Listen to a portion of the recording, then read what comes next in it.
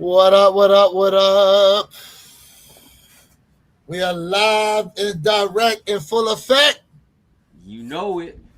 What's going on, everybody? Welcome back to another weekly live of a One Pair at a Time podcast special Yes, going on sir. tonight. Yes, sir. We talked about this last week to you guys.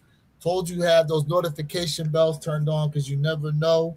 We may go live. And here we are about to have this discussion on top fighters of all time. Boxing conversation tonight.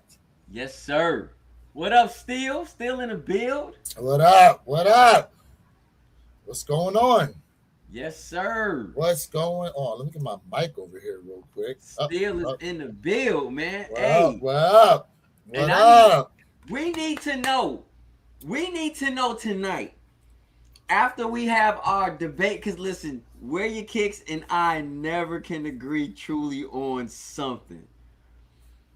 But we need to know, man, what boxer should have his own sneaker after we come up here, after we Ooh. figure out who's the top dog. Oh, Ooh.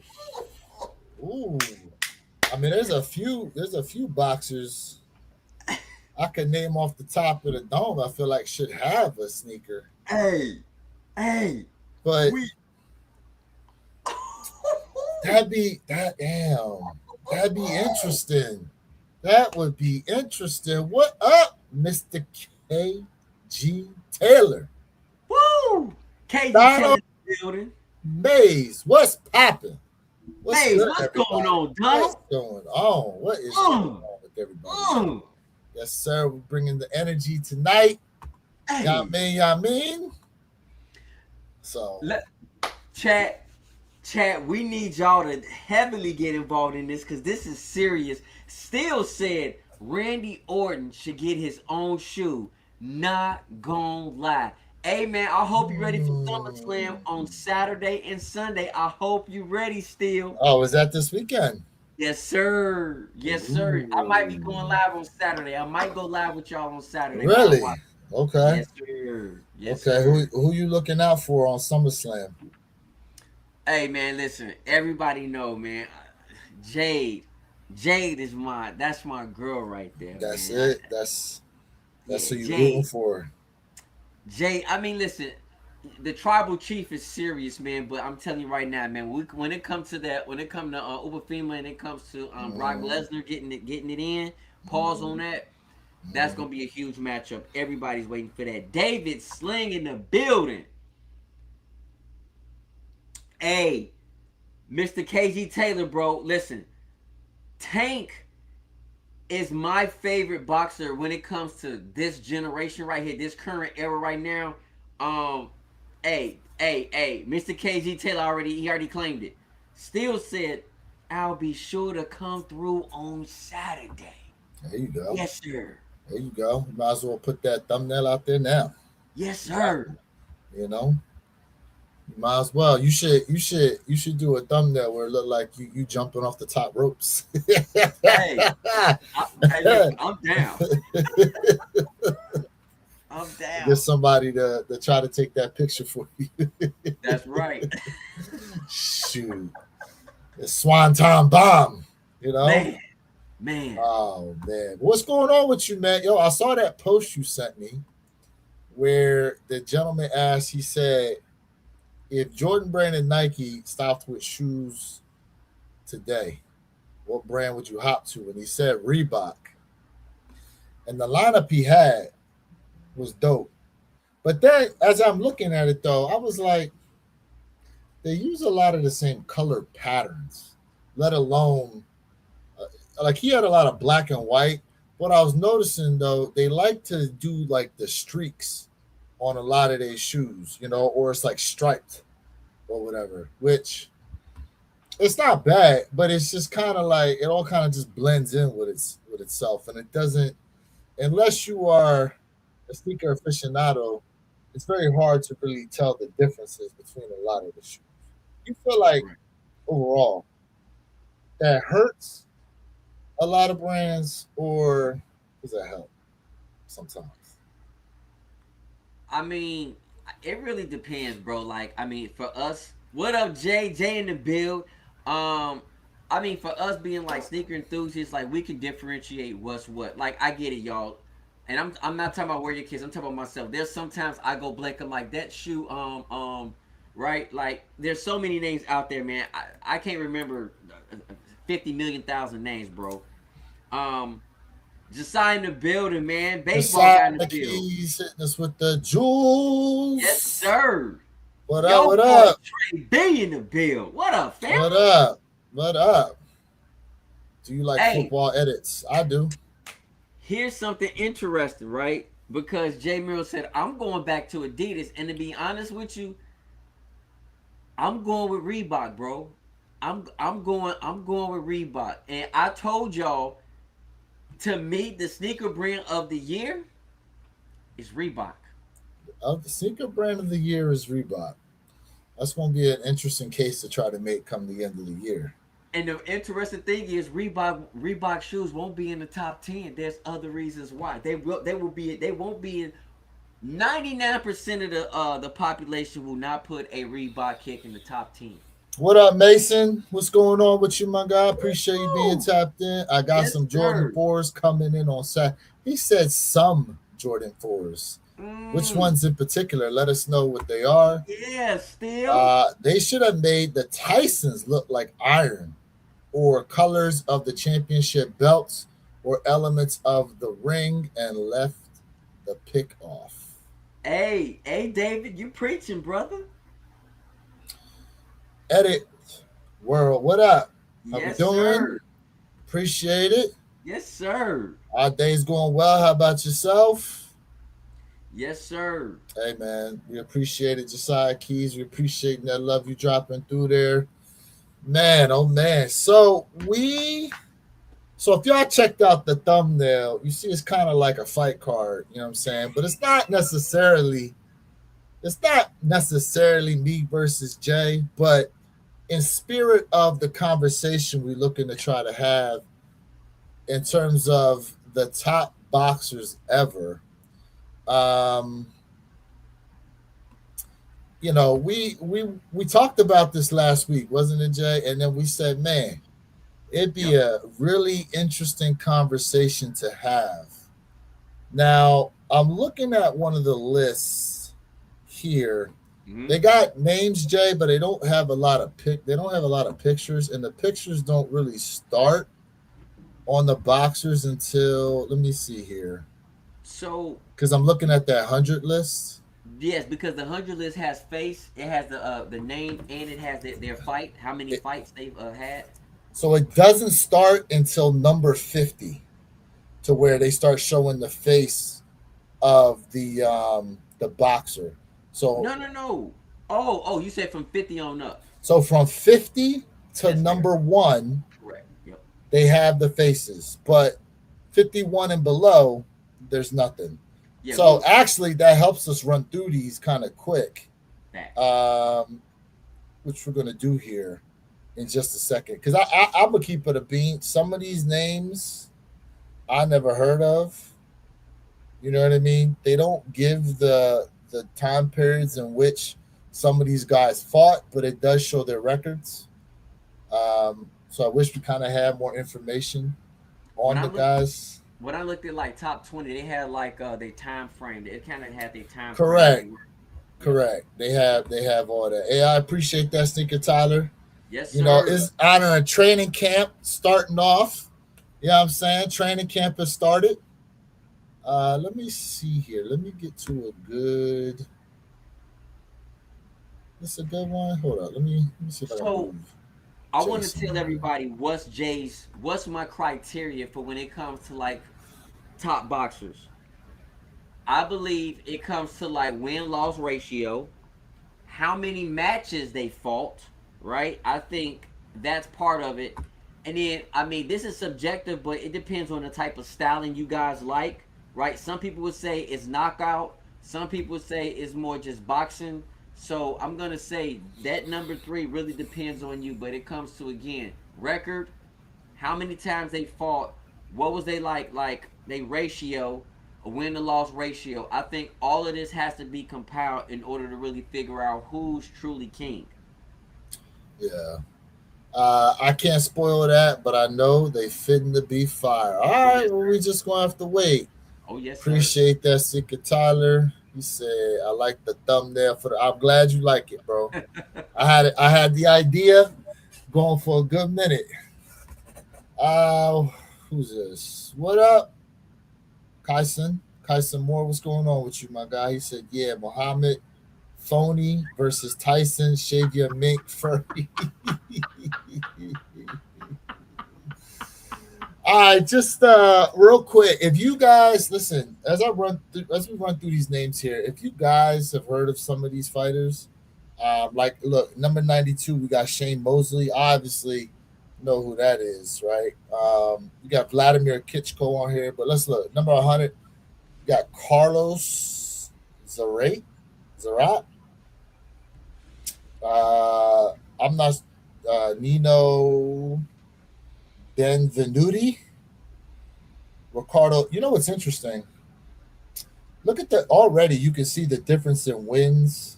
Correct. Like my man here, like Carlos has 66 wins and 63 knockouts.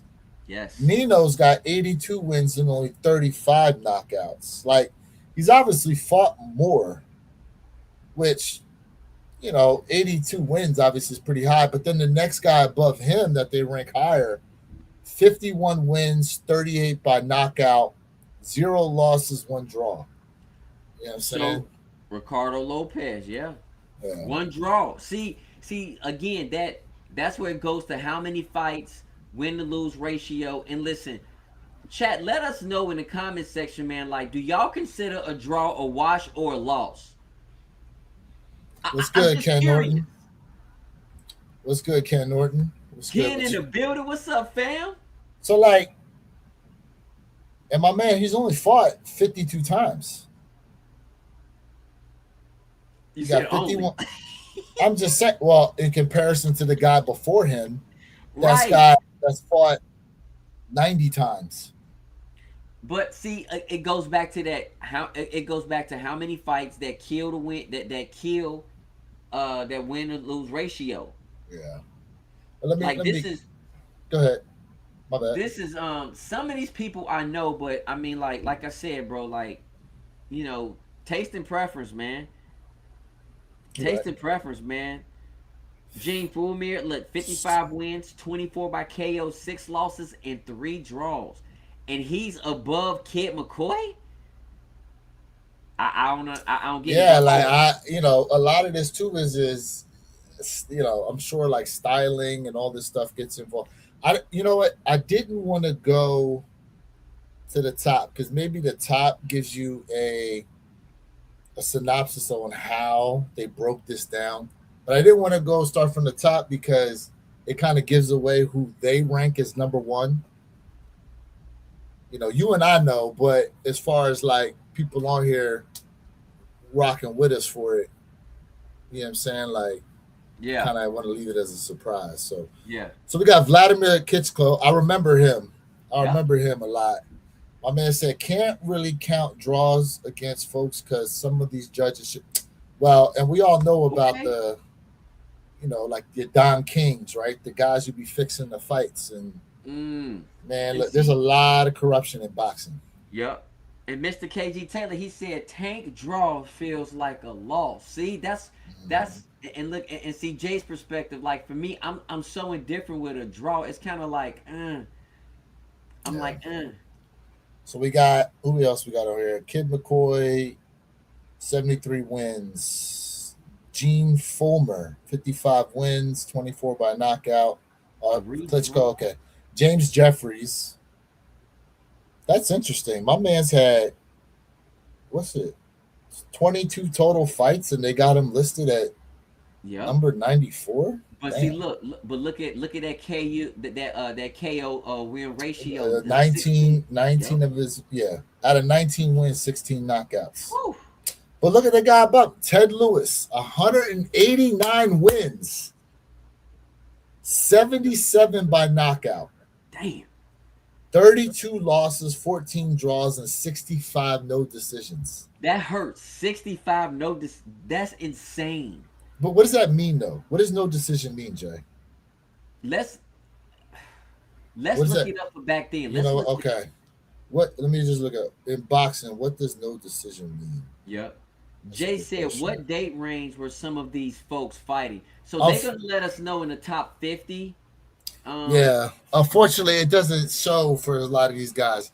Some yep. of these, look, they got Mike Tyson number 88, so you already know what it's fixing for. Hey, brother, listen. This right here is beyond disrespectful. Mike Tyson is my favorite. Is my favorite boxer of all time. This is disrespectful.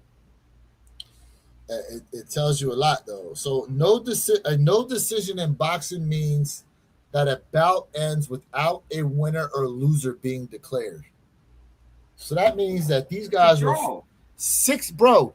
You had 65 fights that were no decision, but when they stopped doing no decisions, though, because I don't make no Yes, sense. because that's what I'm saying. A no decision is like a draw. So when did Okay, that stop? here we go. Modern versus historical context.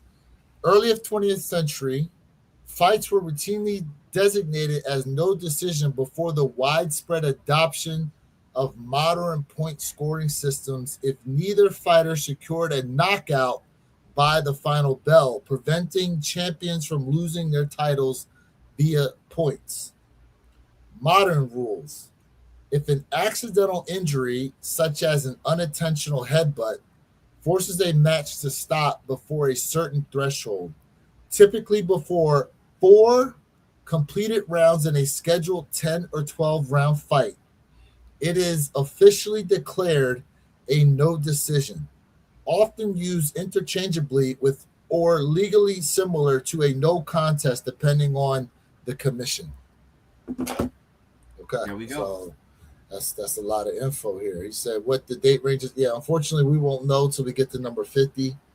But some of these guys, like I said, like you recognize their names, so you understand. When he took that knee, I don't know. And said, "Ain't no way Tyson 88 logging off." And Thank listen, you, this is a Jay. list we brought up. This is just a list we found, bro. Yeah. But we'll 88. see when we get to number 50 and all them. Then we can really start to see how we feel about it. All right, so who else we got on here? Marcel Cerdan, Jack Britton, Dick Tiger. Trying to see if I recognize any You of see, these they had Shane names. Mosley down there. Oh, they did have Shane Mosley. Shane Yeah, Mosley was 92. man, I thought Shane Mosley was a good fighter though. I mean, 49 wins, 41 knockouts, 10 losses, one draw. I think a lot of these guys that suffer losses, Jay, are guys that probably should have quit boxing, or they just got caught off guard one day. see, I think it's the hype of the boxer. Like when you lose too much, people don't want to watch you. But like, it does depend on the hype of the boxer, bro. Mike only fought 56 times. Yeah, That's why do I feel like he fought more. How long was he in jail? 2 years. Oh yeah. He He probably was could in have Egypt. had at least like two fights, two calendar year fights in those two each year. So that's probably like he's probably down like between 4 and 6 fights he Yeah, could have maybe. had he not went to jail. Yep. Oh, but wait, ain't one of his losses against my man he fought on Netflix? Didn't they say No, that he counts didn't. against the win loss record? No. That was a That that was was the straight exhibition. exhibition. That was the exhibition. Jack Britton, I recognize that name. Yep. Hundred I and rec- listen. 303 wins. Look at that's a warrior, bro. 103 wins, only like 30 KO. Okay, so his knockout ratio is all right, but he got 29 losses, 20 draws, 190 no decisions.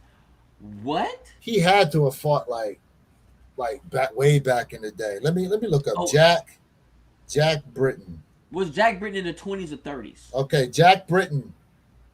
He was born October 1885 and he died March 1962.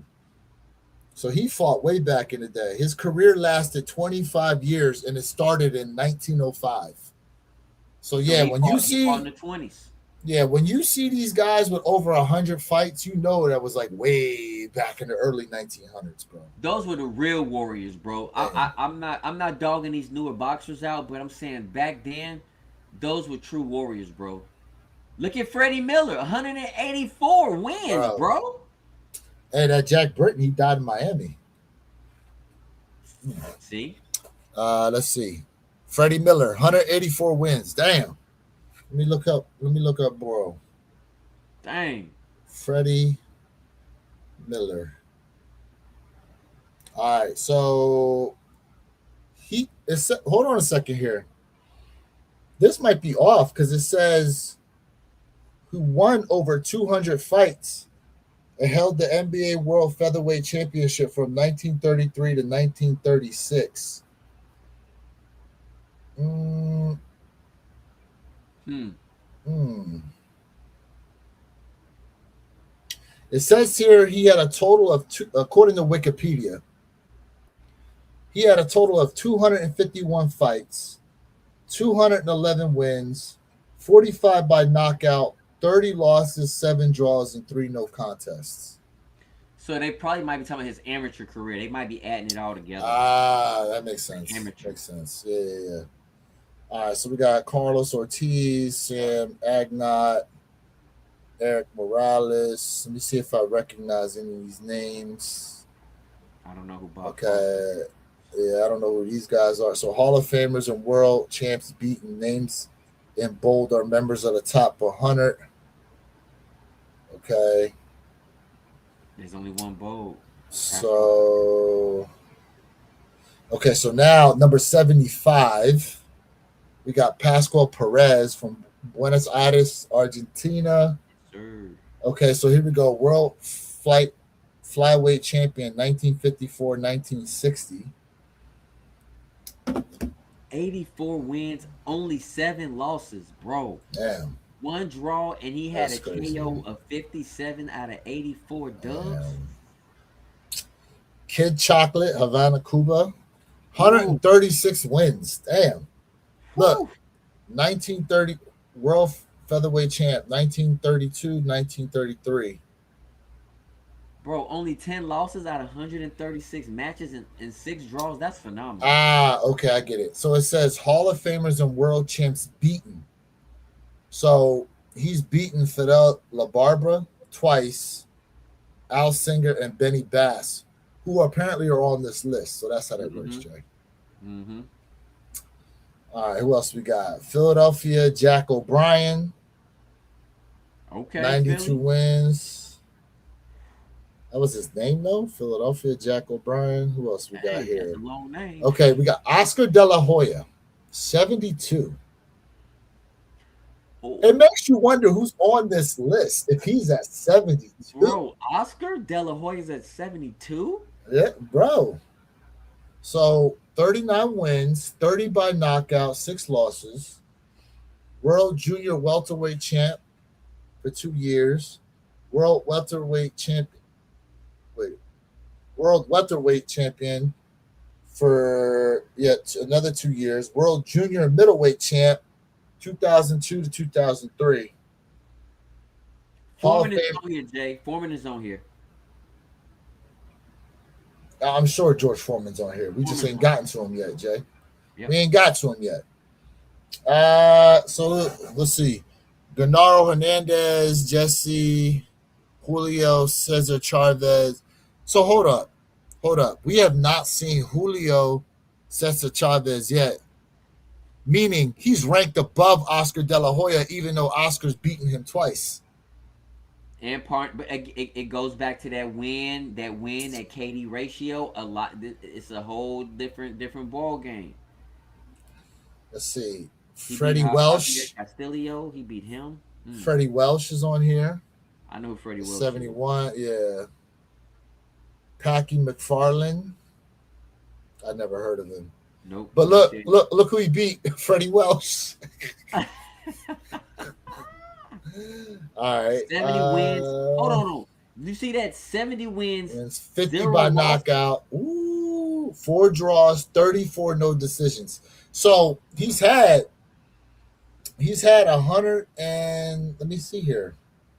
104 108 fights. fights, 108, no, four draws and 34 no decisions. So that's 38 plus 70, so 138 fights. No, excuse me. What am I talking about? 108 fights. What am I talking about? But 30 and here, 70. I don't believe this because if I'm correct, there's only two boxers.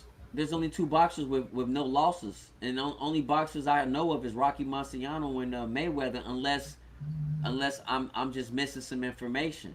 Yeah, great job, Chad. Let them shoes sit until they go on sale. That's another thing. They Absolute was good. facts. That's absolute facts. They all going on sale. All right. We got Pancho Villa here Yep. from the Philippines, 78 wins, 44 by knockout. Who else we got? Terry McGovern, Jimmy Bivens. I'm trying to get to a name we recognize like that. Yeah. Lennox Lewis is 63? Hey, 41 wins, 2 losses. See, look, that KD ratio. Listen, Jay, I know, bro, it's the Call of Duty, but I'm saying when you put somebody on their back, man, ain't night. Man, man, 32? that's crazy. All right, who else we got? Miguel Canto. Damn, I recognize that name. Okay. Evander Holyfield is 61? 61, okay. Wow. His losses, though. 44 wins, 10 Wow. losses, 2 draws. I mean, he beat Mike, so I Hey. can't. Okay, he did. He did. He But did. would you really rank him over Mike, though? Mike Tyson is the greatest boxer of all time, in my You opinion. think He's my so? favorite. I'm not gonna say greatest, but he's my favorite You of all think time. he's the greatest?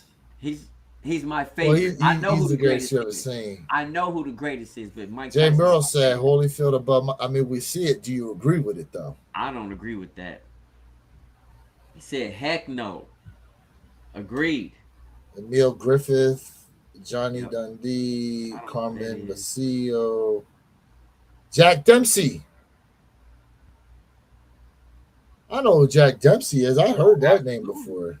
You better know who Jack Yeah. Dempsey is. Yes, sir. Wow. Hall of Famers and world champs beaten. None. So hold up. He ain't beat no Hall of Famers. He ain't beat no world champions, and he's ranked 57? But look at his look. 50 wins, only 3 losses, 8 draws, 26 by KO. You know what a draw means, in my opinion, Jay? That means there's doubt as to whether or not you actually won. You gotta leave no doubt. So that's what I'm asking in chat, and I'm asking you, do you take a draw as a loss, or do you take it as a wash?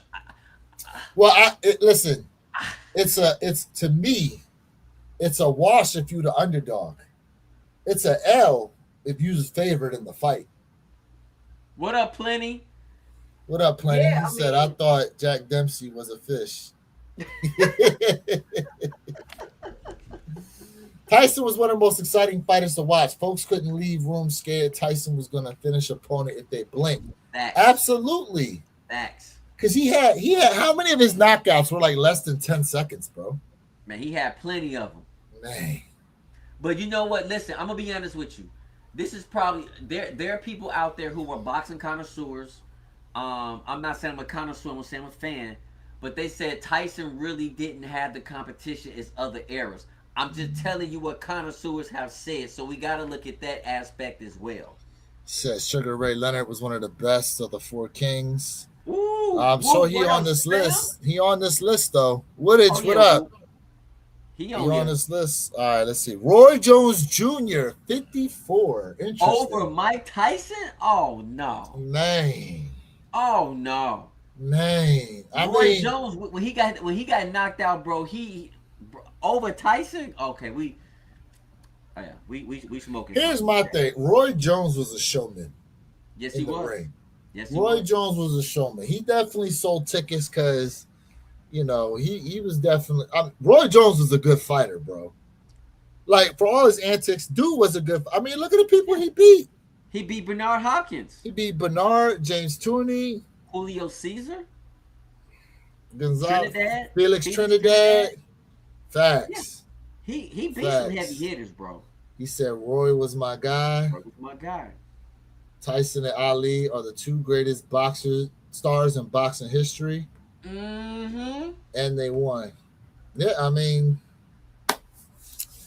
we shall see where we get to with them. Because right now, this list is already kind of wonky. Ruben Olivares, 88 wins, 77 by knockout. Oh, hey, that boy got some power. Pause. Fighting, Pause on that. fighting Harada from Japan. See, some of these guys I don't know. I have to keep a beam. I don't know who that is either. He said if Roy Michael Jones Spinks over Tyson, they Which is might as crazy. well put Martin Lawrence on here. He was a CDC champ. Michael Spinks over Tyson? Where Buster Douglas at? We don't know yet. Hey, facts. We don't know We yet. ain't seen him. I remember Michael Spinks though. That name, yeah, I remember that.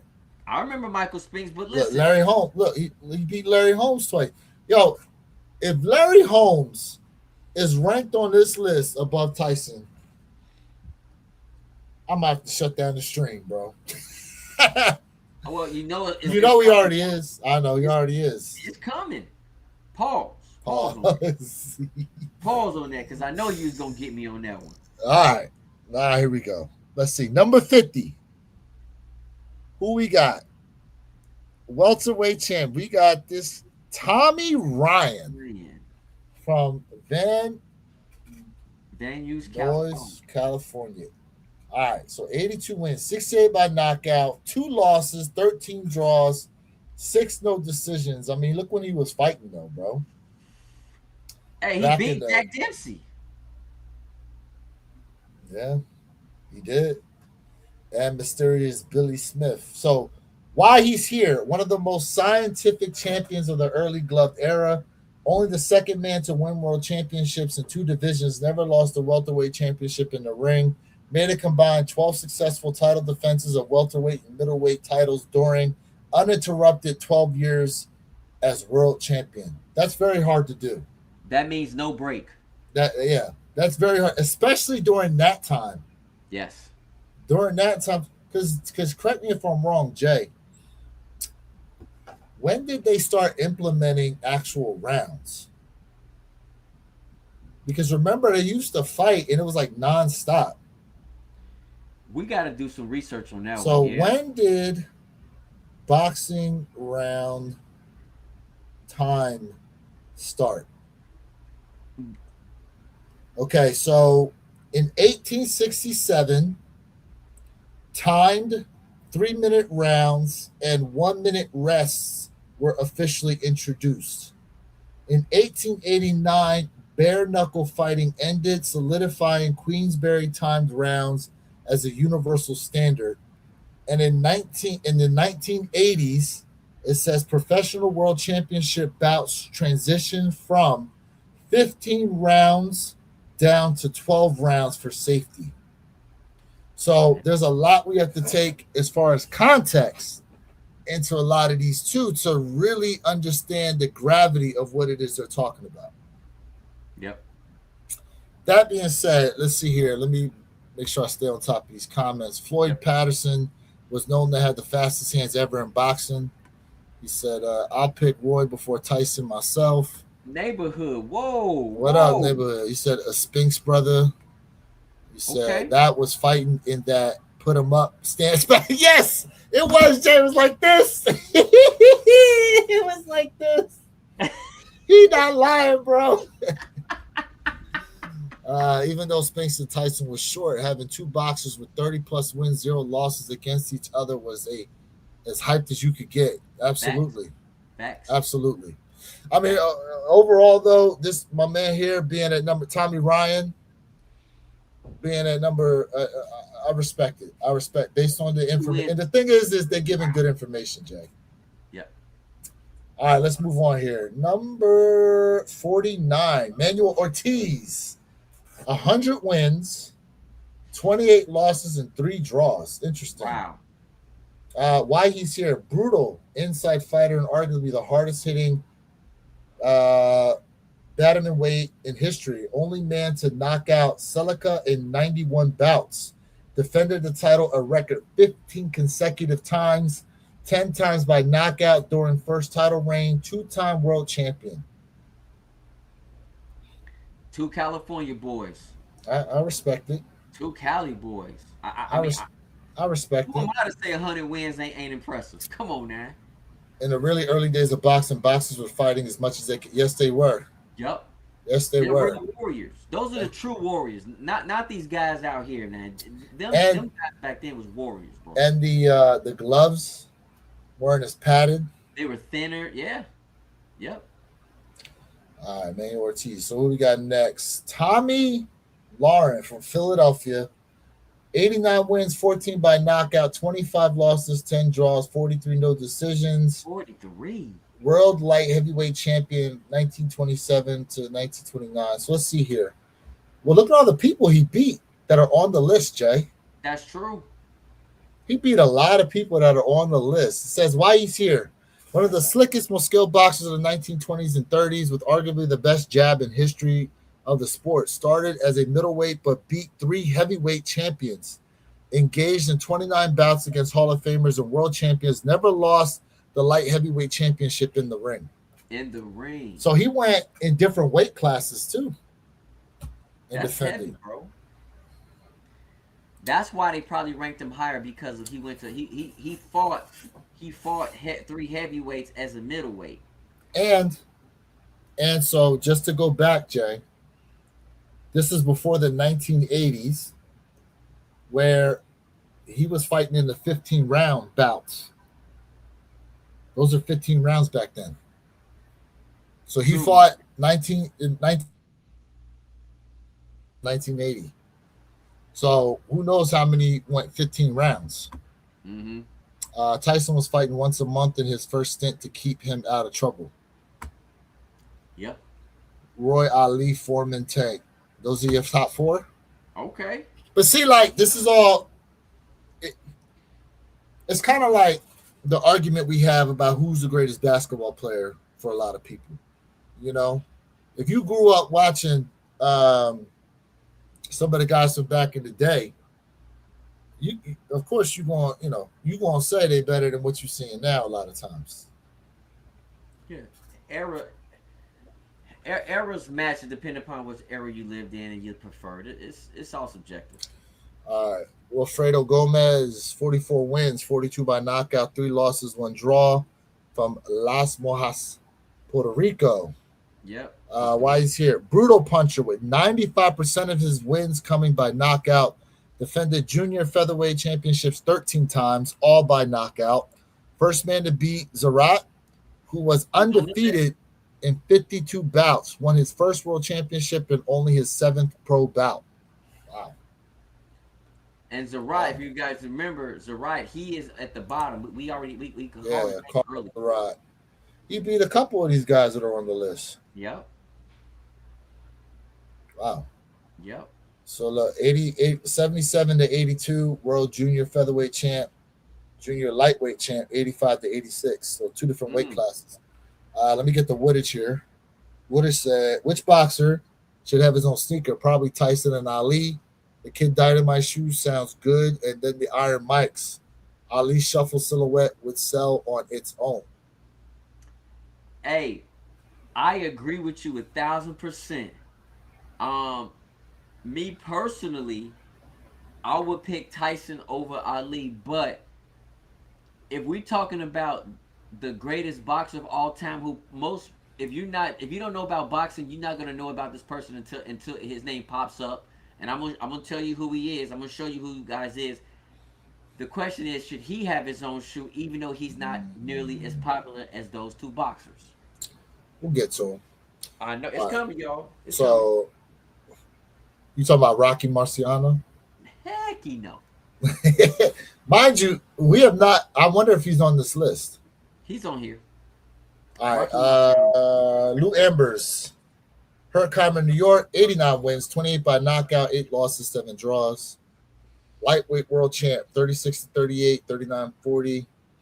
Why he's here? Versatile warrior who could box or slug with the best of them. Undefeated in his first 38 fights. Engaged in 17 bouts against Hall of Famers and world champions in one of the most talented eras in lightweight division history. Two-time lightweight champ, regaining title from Armstrong in one of the most hard-fought rivalries of the Depression era. Fought through broken jaw to defeat Civic. Dang. See, now, would they let you fight today with a broken jaw? It's up to your corner. Really? They'll let you Now, do that now, today? now, don't get me wrong. If the referee deems things to be unsafe, the referee has 100% right to stop. But back here in the 1930s, they wasn't stopping. Yeah, I could be hanging out and they wouldn't stop that fight. Yep. My bad. He said Foreman has his own grill, so he good. Yo, yeah, he paid. He paid. Joe Lewis, Sonny Liston, Sugar Ray. They probably on here. They on here. They on here. Trust me. All right, let's see who's next. Who's next? Young Stribling, Macomb, Georgia, 224 wins. My God, all this man did was fight. 224 wins and only, only 13 losses. Only 13 losses, 14 draws, and 38 noses. But bro, let's add all this up. Right? 13 plus 14 is 27, plus Correct. 38, that's 65, plus 224, that's 289 total fights. You had 289 total fights and you won 224 of them and you only lost 13? And he's labeled as 45. I never heard of him. Bro, the volume of fights. Tricky and Brave Puncher. Oh, my bad. Go ahead. I'm sorry. No, I'm just saying. I'm sorry. I'm just saying that's insane, bro. Like I've never heard of him either. Tricky and Brave Puncher, who fought naturally larger opponents, tied with Sam Langford for the second most knockout wins in boxing history. One of only two men on the list with more than 200 career wins. Fought in every division from bantamweight weight at 118 pounds to heavyweight. Holy crap, bro. And he's at 45? Whoa. Mind you, we got to put in the context too, because what we know to be heavyweight today, because what's the minimum weight you need to be heavyweight? So what was it considered heavyweight in the 1930s? I'm Googling that joint. Let's see what it says. Was this man on steroids? He went from 118 to 200? Okay. So it says here, Jay, in the 1930s, heavyweight division had an unlimited weight class with a minimum threshold of anything over 175 pounds or 79.4 kilos. So you telling me I could be a heavyweight? But then it says because cruiserweight division, which has a 200-pound limit, was not introduced until 1979. Anyone who weighed more than light heavyweight limit of 175 pounds was automatically considered a heavyweight. Okay, so that's good info, man, to know. Let's see here. Striking was fighting for the gangsters, probably 190 pounds. Sorry, Stribling. Yep. So, okay. Okay. All right. Kid Gavilan from Havana, Cuba. 108 wins, 28 by knockout, 30 losses, 5 draws. Why is he on the list? Quick and flashy warrior, famous for his bolo uppercut, gave Sugar Ray Robinson hell in 2 fights, never stopped or knocked out in 143 pro bouts. Appeared on TV's Gillette Cavalcade of Sports 34 times, more than any other fighter. Okay. Man, but that's wild. I mean, you still rank him over Young, Stribling? Roy Jones does have his own shoes. I forgot about that. Roy Jones was actually signed to Jordan Brand. He was. Forgot about that. He was. That's right. Very few. That's right. He Floyd was. Patterson. Was there any other fighters signed under Nike like that? I don't think Not so. that I can think of. Floyd Patterson was under 200 pounds, I believe, and he boxed against giants like Ali and Liston. Okay. Okay. What up? Salute to you. He Yes, said sir. the kid was a baby boy. Man, I'm sorry, but who watched all these 1920s fights? Where do you find them? I don't know. YouTube. I don't know. One of the first 5 athletes to Jordan Brand. Mike Tyson could have signed with Nike if he didn't threaten Jordan. Jordan. Wrestling Tigers. Like what? Shoot, Ike Williams from Trenton, New Jersey. Oh, that's near me. That's near where I'm from. Well-rounded combination puncher, undefeated in 34 bouts between November 41 and December 43. Held lineal lightweight championship for 6 years. One of the longest reigns in division history, went 4-1-1 in three-way rivalry with Hall of Famers Montgomery and And Jack. Jack. Mm. Are we talking about Jack Dempsey? We gotta be talking about Jack Dempsey. Yeah. It's gotta No, be. Bojack. Bojack. Bojack. Okay. Mhm. Bojack. Okay. All right, let's see what else we got here.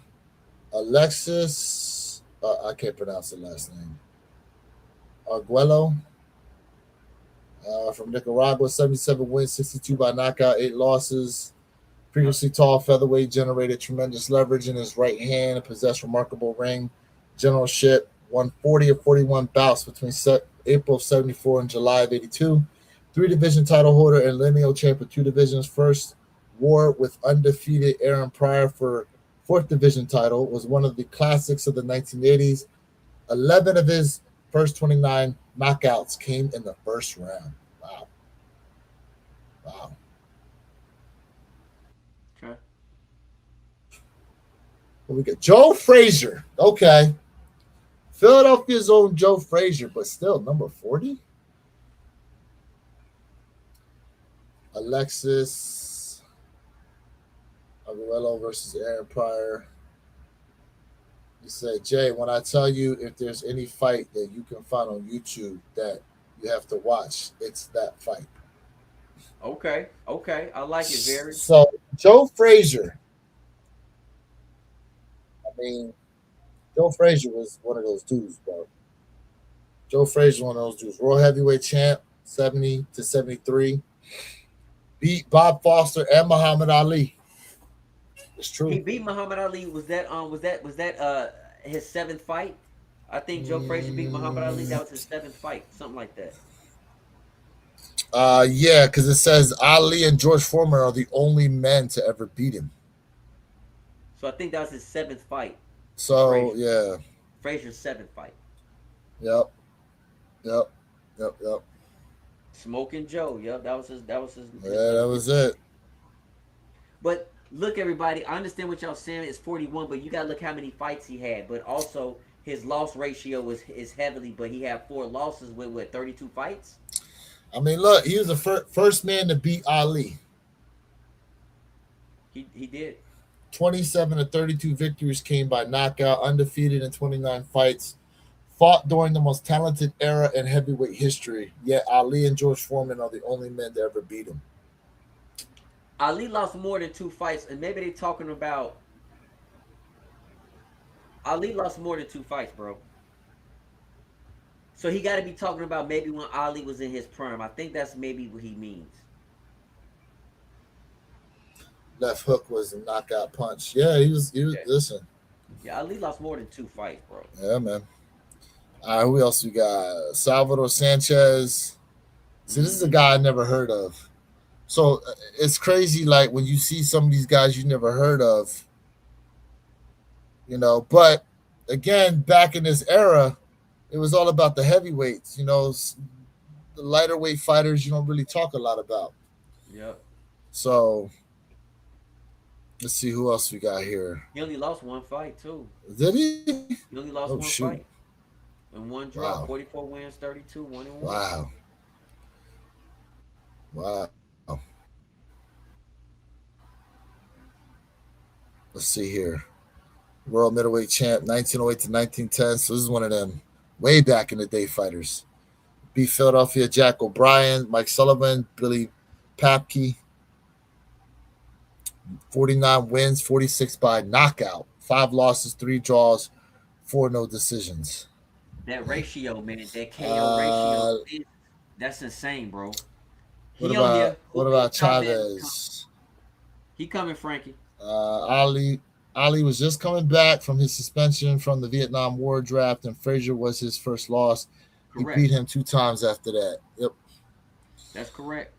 He was great. I caught a glimpse. That was Stanley Kitchell. All right, here we go. Bernard Hopkins. Over Tyson? What? Bernard Hopkins. God.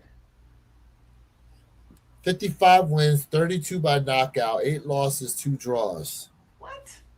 World middleweight champ, 2001 to 05. World light heavyweight champ, 2011, 2012. Hall of Famers he's beaten: Simon Brown, Felix Trinidad, Oscar De La Hoya, Winky Wright, Kelly Pavlich, Roy Jones Jr., and Gene Pascal. He was the oldest boxing champ at 47 at that time. Mm-hmm. Yep. Longest reigning middleweight titleist, holding the IBF belt for a decade, making 20 successful defenses. First undisputed middleweight champion in 14 years. First man to defeat Puerto Rican icon Trinidad. I mean, look, say what you will, bro. Bernard Hopkins is a legend. I'm not saying he's not, but over Tyson. But I mean, his record is very impressive, bro. Oh, okay. So let's unpack this though, right? Because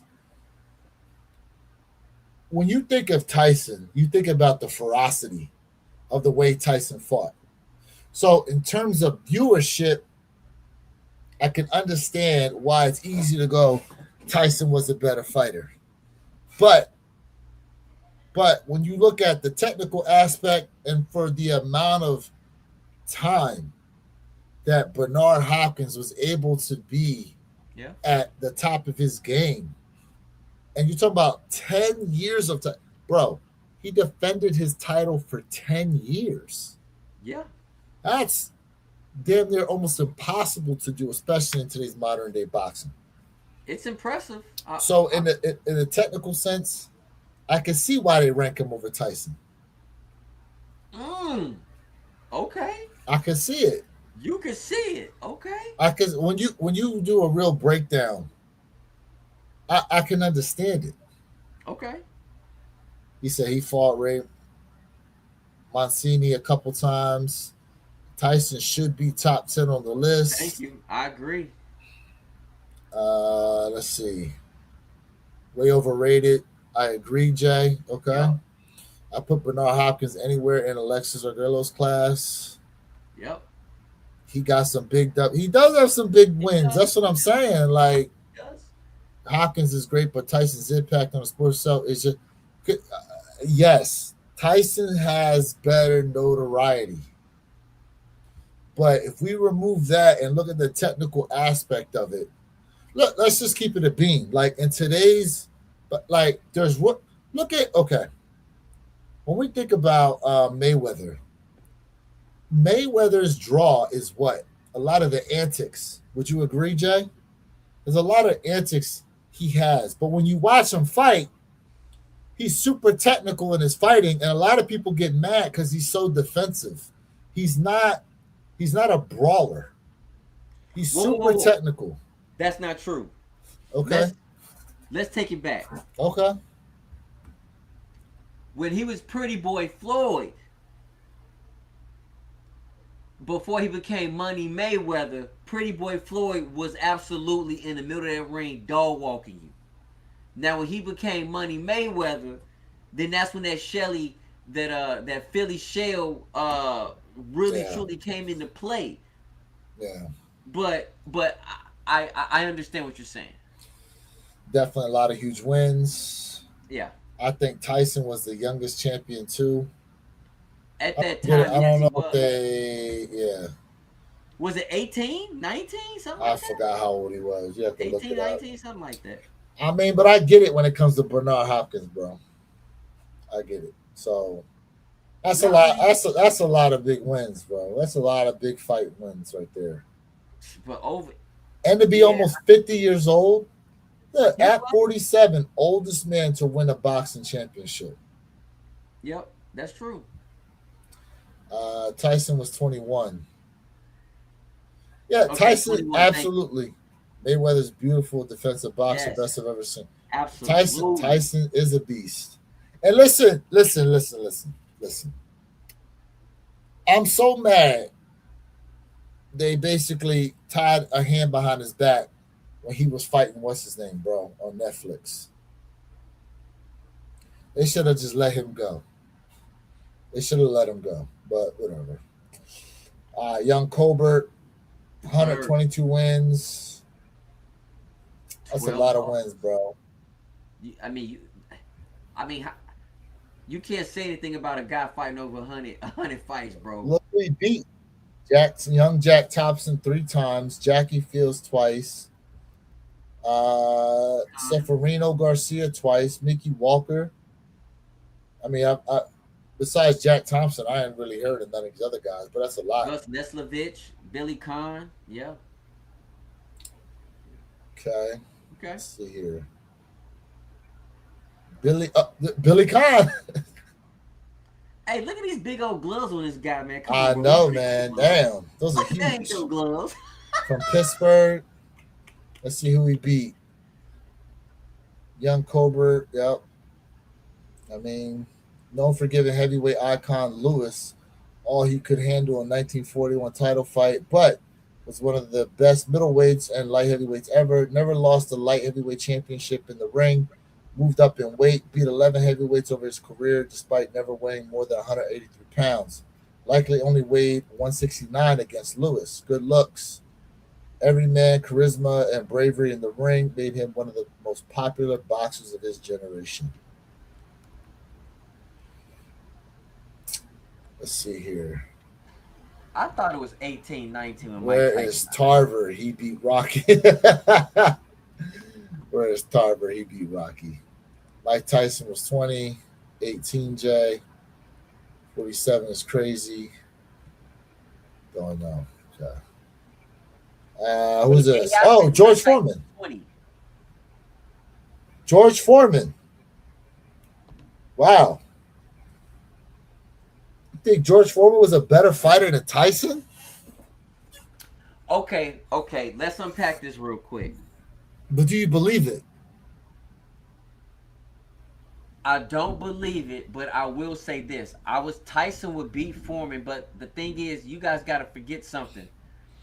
Foreman, according to analysts, they'll tell you that Foreman is the hardest hitting boxer ever. Arguably But the hardest hitting heavyweight champion ever. but but you also got to take account when we look at height and we also look at Foreman's defense was something serious. And remember, George Foreman was one of the only boxers who would never sit down round after round. Tyson would beat him because Tyson would get in, but Tyson's gonna have to take some punches to get in. But once he get in inside you, he cut the ring off on you. You're in trouble. Um, George Foreman Foreman should be beat, rated higher than 35. That's crazy. Foreman beat Frazier. Young and Prime Foreman was a monster. Yes, he was. Whole family, nice people. Uh, Arguably hardest hitting heavyweight champ ever at 45, became the oldest man to win the heavyweight chip. Undefeated in his first 40 fights, winning 38 by knockout. Awesome 84% total career knockout ratio. First man to defeat the fearsome Frazier, one of only 5 men to ever regain the lineal heavyweight championship. Yeah. See what I'm saying? Like that I know about boxing. Like they'll tell you like Foreman's the hardest hitter ever. We got here Burley. Charlie Burley from I know Pittsburgh. I've heard of Charlie Burley. A lot of Pittsburgh fighters on here. I think I've seen about 3. Hmm. Oh. Let's see here. 83 wins, 50 by knockout, 12 losses, 2 draws. 12 losses, 83 wins is phenomenal. That is phenomenal. Damn, Jeez. damn. Archie Moore. So he got Archie Moore on here and Fritzy. Mm, Twice beat Fritzy Civic. Damn. All right, let's Gary see. said great Olympic fighter too. Yeah, they're not listing that. So who we got? Eder Hofre from Brazil. Sao Seven, Paulo. Sao Paulo. 72 wins, 50 by knockout, 2 losses, 4 draws. Never heard of the guy. Nope. He from Crafty Sao ring Paulo. general, terrific reflexes, varied arsenal punches, undefeated in his first 50 fights, all 8 successful defenses of the WBA bantamweight belt were by knockout. Mounted extremely successful comeback at the age of 33 after 3 years out of the ring, winning a second division championship in the process. Lost to only one man, fighting Harada. That's the dude from Japan in a Yep, who's seven great forward. in a Yeah. 78 bout career. Ooh. Wow, Bro, 72 wins and 2 losses is insane. that is insane. That is insane. Who we Wow. got next? Joe Gans, Baltimore, Maryland. 147 wins, 10 losses, 16 draws, 19 no decisions. Damn. Fought in a crazy time. Hold up. Skilled boxer, early gloved era, known for his speed, defense, maneuvers, combination punching, remarkable stamina. First American black man to win a World Boxing Championship, made a record of 14 consecutive defensive lightweight championships, 11 by KO. First fight with Nelson Drew, then record $700,000 gains. Won the Martian. I can't see after that. About 40, that's in 42nd 40 round. Okay, about in 42nd round. in the 42nd round. That's crazy. You had a 42 round fight, bro. You had a Marathon. 42 round fight. A marathon. Just think about that. 42 rounds? How long was you fighting for, bro? That's why I said these older guys back then, they are the real champions. Yeah, These man. these newer boxers, I mean, no offense, I get all this skill, but they don't have the stamina that these guys were able to endure the pain, the real warriors, bro. I don't care what nobody say. What we got here? Jimmy McLarlin, Vancouver, Vancouver, Canada. Canada. Damn. Look at that record. Hold up.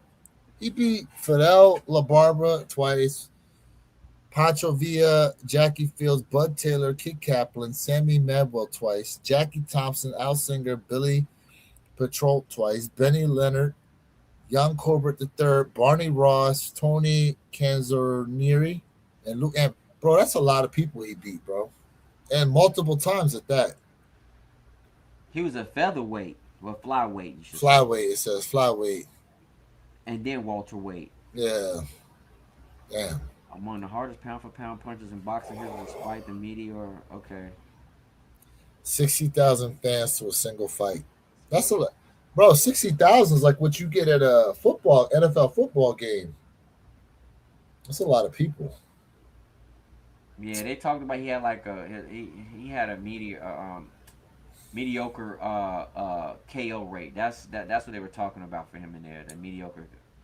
He don't knock people out too well. That's early days of boxing for you. Facts. Facts. Flyweight, flyweight little, like 112 pounds. Yep. Bro, look at the way your boy's standing right now. Like he bow legged. That boy knock knee, bro.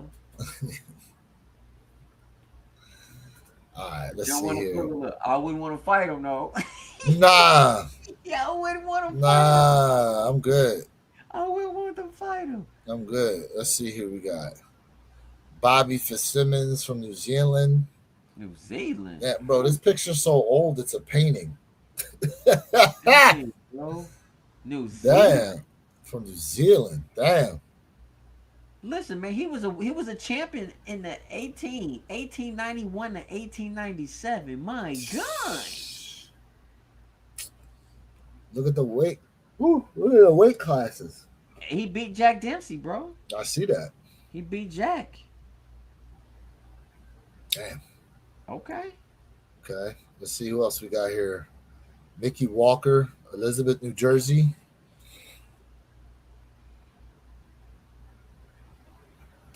Jack Britton. I don't recognize some of those names.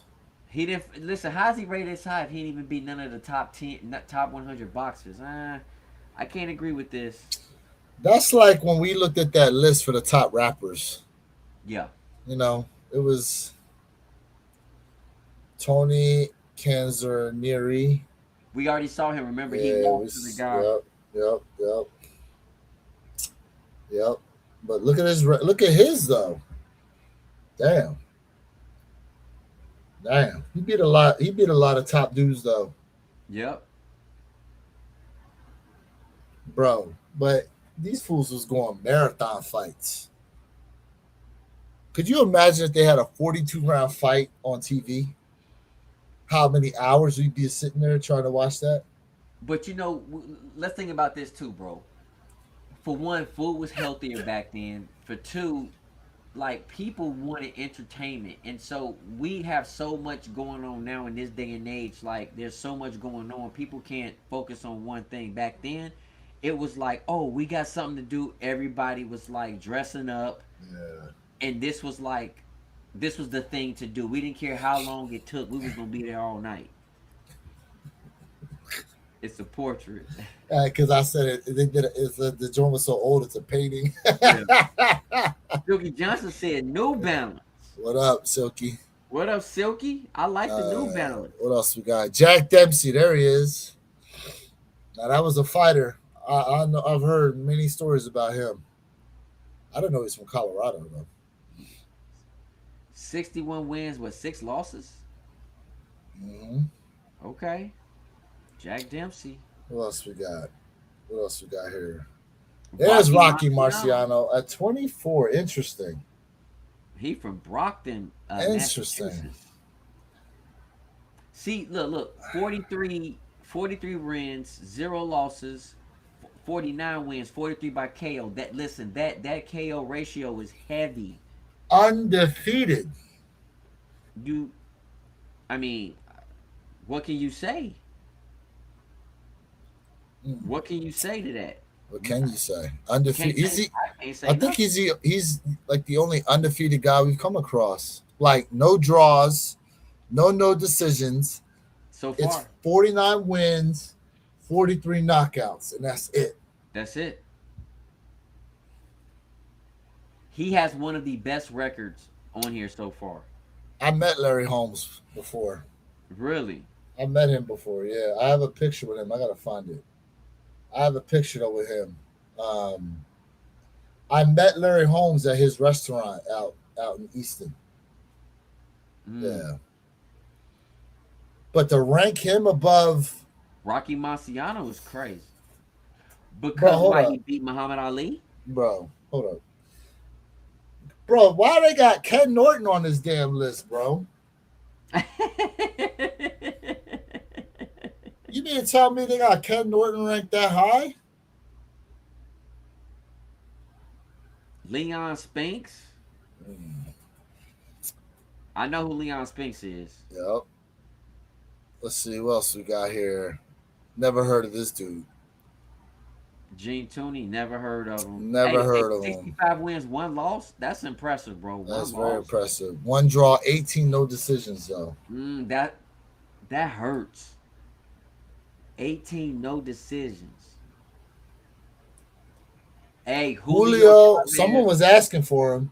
Yes. Who was asking for Julio Caesar? 107 wins, 86 by knockout, 6 losses, 2 draws. Damn. Bro, Damn. he beat Roger Mayweather. He beat Floyd Mayweather's father. Twice. Yep. I heard of Tooney. He was good. Okay. Hector Camacho. Yeah. damn. Frank Randall. Yeah. Did that say 90 pro bouts? Go down a little bit. Right there. Yes, undefeated his first 90. Living legend in his native Mexico. One of the few fighters of recent decades to accumulate more than 100 wins. Damn. I mean, bro, what do you can't say nothing about someone who fought over 100 times or just 100 times. There's nothing you can say. I had EA on the jellyfish today, passed it up. Did either of you guys grab? Jay got him. Yeah, I copped the jellyfish. I secured my pair on Tuesday, so I'm gonna pick my pair up on Saturday. We definitely gonna talk about it, and I tell you, y'all know I'm a huge jellyfish fan. This is my first one I'm able to cop, and we got a lot to discuss on this release. Do you think it brings it? You know what? We're gonna get to the sneakers, but I just want to know: do you think the fact that they've done this release the way they have has brought down the prestige of the other ones? No, but I'm glad that they opened it. Pause. That they opened up the market. I'm glad they opened it up for us. But we gonna talk about it. Yeah, we got a lot to talk about on this release. Pernell Whitaker. I've never heard of this guy. You never heard of Parnell Whitaker? I have not. Hey, Parnell Whitaker was an animal, bro. I have not. He was an animal. Parnell Whitaker, he had some fast hands on him, bro. He beat Roger Mayweather. Yeah. Hmm. Parnell Whitaker was something serious, man. Hey, now I couldn't rank Parnell Whitaker over Julio Cesar Chavez. I couldn't do that, but Sweet Pea was fire, bro. Sweet Pea was an animal. His showmanship might have been the reason why. His showmanship, hey man, Parnell Whitaker was something nasty, bro. Marvin Hagler, Hagler. only 3 losses out of 62 wins. I still don't get how they ranking some of these guys this high though. Like, I mean, he beat Roberto Duran, bro. Hey, he beat Roberto Duran. That's to beat yeah. Roberto Duran is something And crazy. Thomas Hearns. Yep, he was a southpaw. Let's I see. do. Yeah. Dangerous southpaw near flawless at his peak, made 12 successful middleweight championship defenses, 11 by knockout. Should have been champion longer, but was robbed in the first title fight with Antu Afirmo, one of the iconic four kings of 1980s boxing, engaging in thrilling fights with Duran, Hearns, and Sugar Ray Leonard. Opening round of Hearns' fight was one of the most thrilling rounds in boxing history. 5 of 6 wins against Hall of Famers. World champs won by knockout. Lost the title in the super fight with Leonard is still debated to this day. Well, let's see here. He said everybody beat Roger Mayweather, it seems. $300 a ticket, rough for me, but I get it. For 17 lows, I paid 300 twice. What's your question though that you had? Let us know. Southpaw out of Baltimore. Yep. Maryland, All right, let's see what else we got here. Where we at? Barney Ross, Chicago, 72 wins. Mm. four 40 losses, three losses. Damn. draws, no decisions. That's impressive. Yeah. All right. Look at where my man standing. Abe Yep. Attel. Yep. Roger, I believe, is Floyd's uncle. Is that his uncle? Sweet Pea is top 10 all time. Let me see. Let me find out if that was his uncle or his dad. Yeah, go ahead. Manny Pacquiao, 16. Oof. Oof. Manny Pacquiao at 16? 62 wins, 39 by 9. You know what? You know why Manny Pacquiao? His uncle. Yeah, that was his uncle, not his father. Jay, why is Manny Pacquiao ranked so at 16? Hey, It's listen, high, but I feel like it should be higher. y'all ain't gonna like me. Y'all not gonna like me what I gotta say about Uh this one. oh. Uh oh. How can you go from weighing 105 pounds and you work your way all the way up to 150 that fast?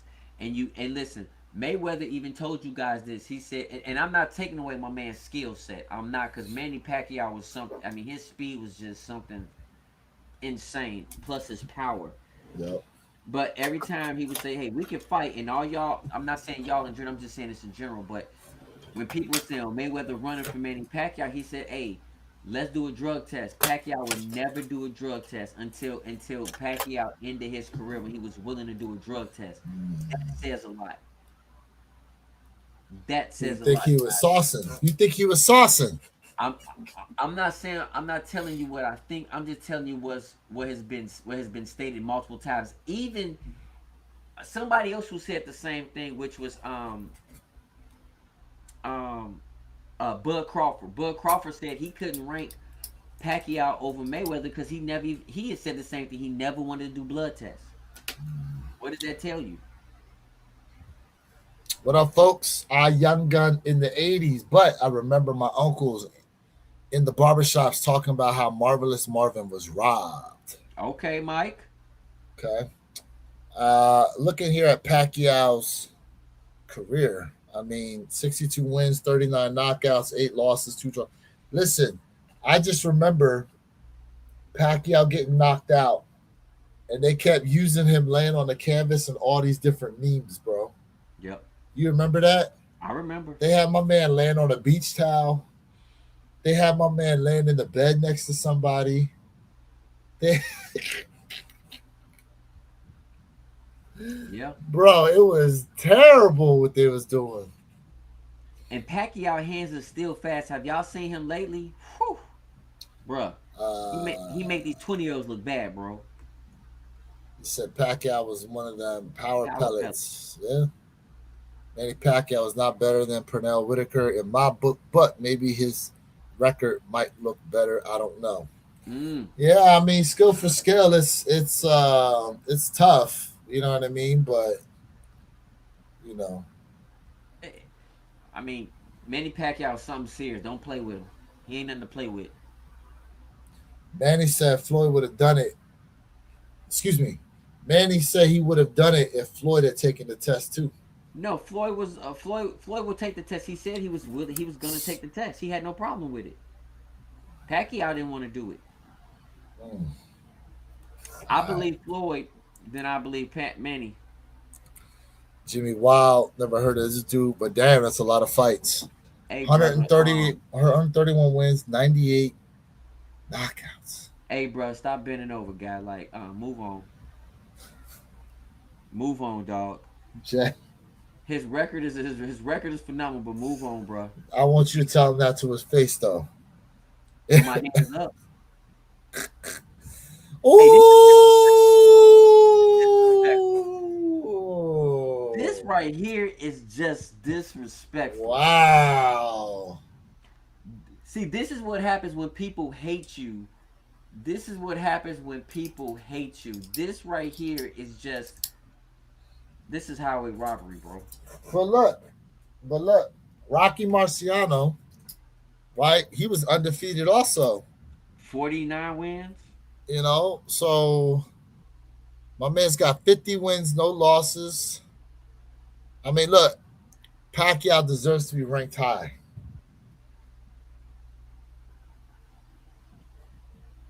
That's disrespectful. 14 is low. That's disrespectful. But Mm. at the same time, if you try to take the emotion out of it, from a technical standpoint, I can see it. From a technical standpoint, From a, please as a technical listen, explain. because I look, we haven't gotten to the top, and so I'm hoping when we get to the top of the page, it explains what all went into how they did the ranking for this. But when you look at all these guys had skills in the ring, okay, but Floyd was just he was a tactician. Floyd was a tactician though. Like I can see why he got ranked higher over a lot of fighters, but understand like heavyweight fighters have to rely a lot on strength and power. Where Floyd wasn't like if Floyd could knock you out, he obviously would, but he wasn't always looking necessarily to like get the knockout per se. He used to just wear you down with just the adding up of hits and trying to win on the scorecard. Do you agree or no? I don't disagree, and that's why I said for Jay's criteria, I'm gonna be honest with you. The most beautiful boxer, and this is a big pause. The most beautiful boxer, the artistry of everything when it came to boxing. You are looking at the most beautiful boxer in the ring, Floyd. Floyd. Wow. For this guy right here to be disrespected at 14 and Rocky Marciano is absolutely blatant robbery. These are You the gotta yeah. put him as one, but not top 10. Only two undefeated. So that's disgusting. Yes, People said Floyd was more of a defensive fighter than anything. The list is wild. Floyd not in top 10 or 5. Wow. thank you. Makes you Back. wonder who's up there. I Makes you wonder who's up there. It's crazy, greatest Lewis. boxer is. All emotion removed. I mean, yeah, you remove the emotion from it because, like, I know how it felt to watch Tyson fight, bro. Like, a lot of us love Mike Tyson. Like, we think Mike Tyson could beat anybody. But I just wonder,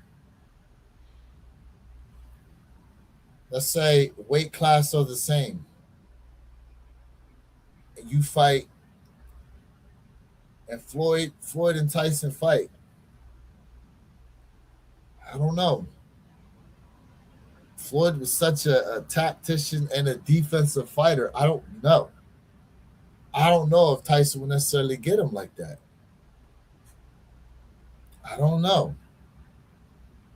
There's a lot of guys who tried to intimidate Mike Tyson back by trying to stand with him toe to toe in the middle of the ring. And Tyson would just overpower him. That's why I say when we look at wins, when we look at, I know I say KD ratio, but y'all know what I mean, the KO to the win ratio. We also got to look at the times. You got to look at the era because, like, let's be honest, there are harder eras. Who also could sell tickets, bro? You Yeah. gotta look who also sold tickets because again, I hate to bring my man's name up, but Bud Crawford, as great of a fighter he is, at first he couldn't sell tickets. So you gotta look at like tickets. You gotta look at because who do people want to watch? The showmanship when it comes to all those things. And I don't disagree with you saying.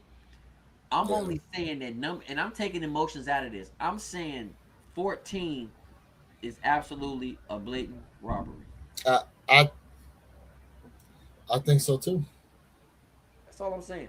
I think so too. He ain't the greatest, but in his weight class, he's absolutely the greatest. My opinion. All right, let's see who's ranked above him. Go ahead. Archie Moore, never heard of him. I get why, but no. 185 wins, 131 by knockout. Damn. 23 losses. Damn. That's still insane. I mean, that's an insane amount of fights. Like, for the volume of fights, Yep. I get it. Now, let me go back here. Let's look at who all. I forgot to look at who all he beat. So, Genaro Hernandez, Diego Corrales, Jose Luis Castillo twice, Arturo Gatti, Jab Judah, Carlos Badamir, Oscar De La Hoya, Ricky Hatton. I remember the Ricky Hatton and him supposed to fight, bro. They swore Ricky Hatton was gonna beat my man. They swore Ricky Hatton was gonna beat him. Bro, I feel like he beat Ricky Hatton. I never heard of Ricky Hatton after that. That's what I feel like when I think back. He said, with every bit of emotion removed, using nothing but emotional intelligence, it's crazy to have Floyd ranked. I think so too. Fact. That's what I'm saying. I Fact. think so too. Lennox jab was unstoppable. Lennox Lewis was ranked down there. I grew up with Hearns, Hagler, Leonard, Duran. Okay. Okay, so you can speak to them. I respect it. Yep. Let's see. Went 14-0 against Hall of Famers. That's crazy for Floyd. All right. The old mongoose. That's funny. What a name. I mean, he beat some guys multiple times, so that's crazy. Yep. And Coco Kid been on here a couple times. I remember seeing Coco Kid. Okay, hold up. Only man to have fought Rocky Marciano and Muhammad Ali. That's interesting. All right, let's see what else we got here. Oh, Sugar Ray Leonard. Okay, this is interesting. Sugar Ray Leonard. 36 wins, 25 by knockout, 3 losses, 1 draw. And Sugar Ray was a great boxer. Fast. Dude was a crazy good boxer. Um, Man, only member of the Four Kings to have beaten every other member. Wow. Wow. I mean, he beat Roberto Duran. Roberto Duran was, man, Marvin Hagler, Wilfred Benitez, Damn, he won belts in 5 different weight divisions. What else we got here? That's crazy too. The best. Oof. Leonard can box any style. Okay. The best I ever saw in person. Wow. In person. Yeah, Sugar Ray Leonard. His speed was insane, bro. His speed was insane. All right, let's see. Who's next? But that being said, would you have ranked Floyd over Sugar Ray? Absolutely. Really? I'm not saying that's a easy fight for Floyd, but Floyd would have beat Sugar Ray. He would have beaten Sugar Ray. He would have. Yes, sir. Yes, sir. Okay. And I would pick. I'm gonna say this, and I'm not saying the defense of Floyd. I would pick Pretty Boy Floyd to beat Sugar Ray. Yep. Woot said he would take Sugar Ray over Floyd, and then Various said, "I don't know." I mean, it's a close fight. Don't get me wrong. It's difficult, man. It's difficult. It is. Let's see. Amazing, well-rounded fighter who was virtually flawless in his prime, won world heavyweight champ, but was at his best at middleweight, lightweight, won all 3 of his fights against light heavyweight legend Archie Moore, the last by knockout, only man to last a full 15 rounds with Rocky Marciano. Wow. He beat Joe Louis, bro. First man to beat Joe Louis in 14 years, won 20 bouts against Hall of Famers and world champions. I mean, Wow. what do you say to that? What do you say to that? And we ain't even got to Joe Louis yet. Nope. Let's see.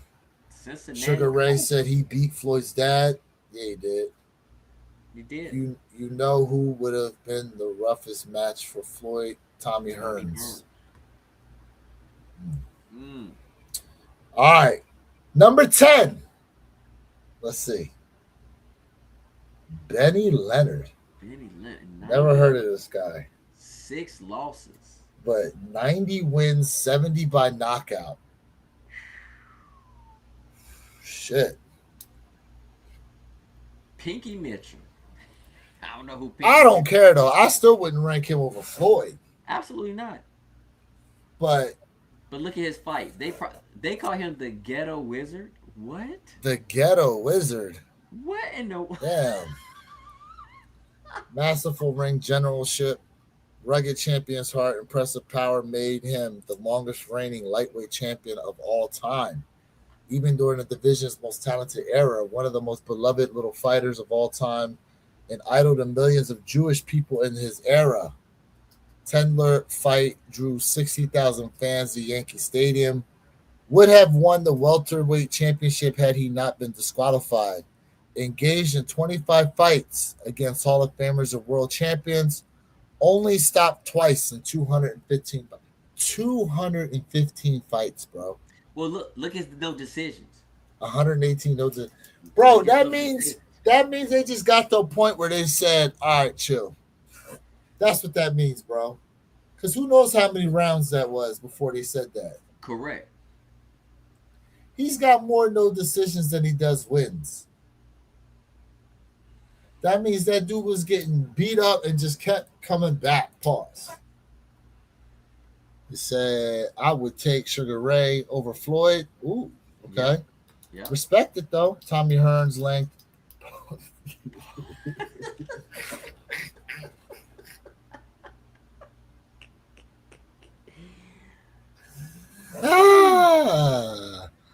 Was he bare knuckling? That's a good question. I know they had it back then. I don't think they counted.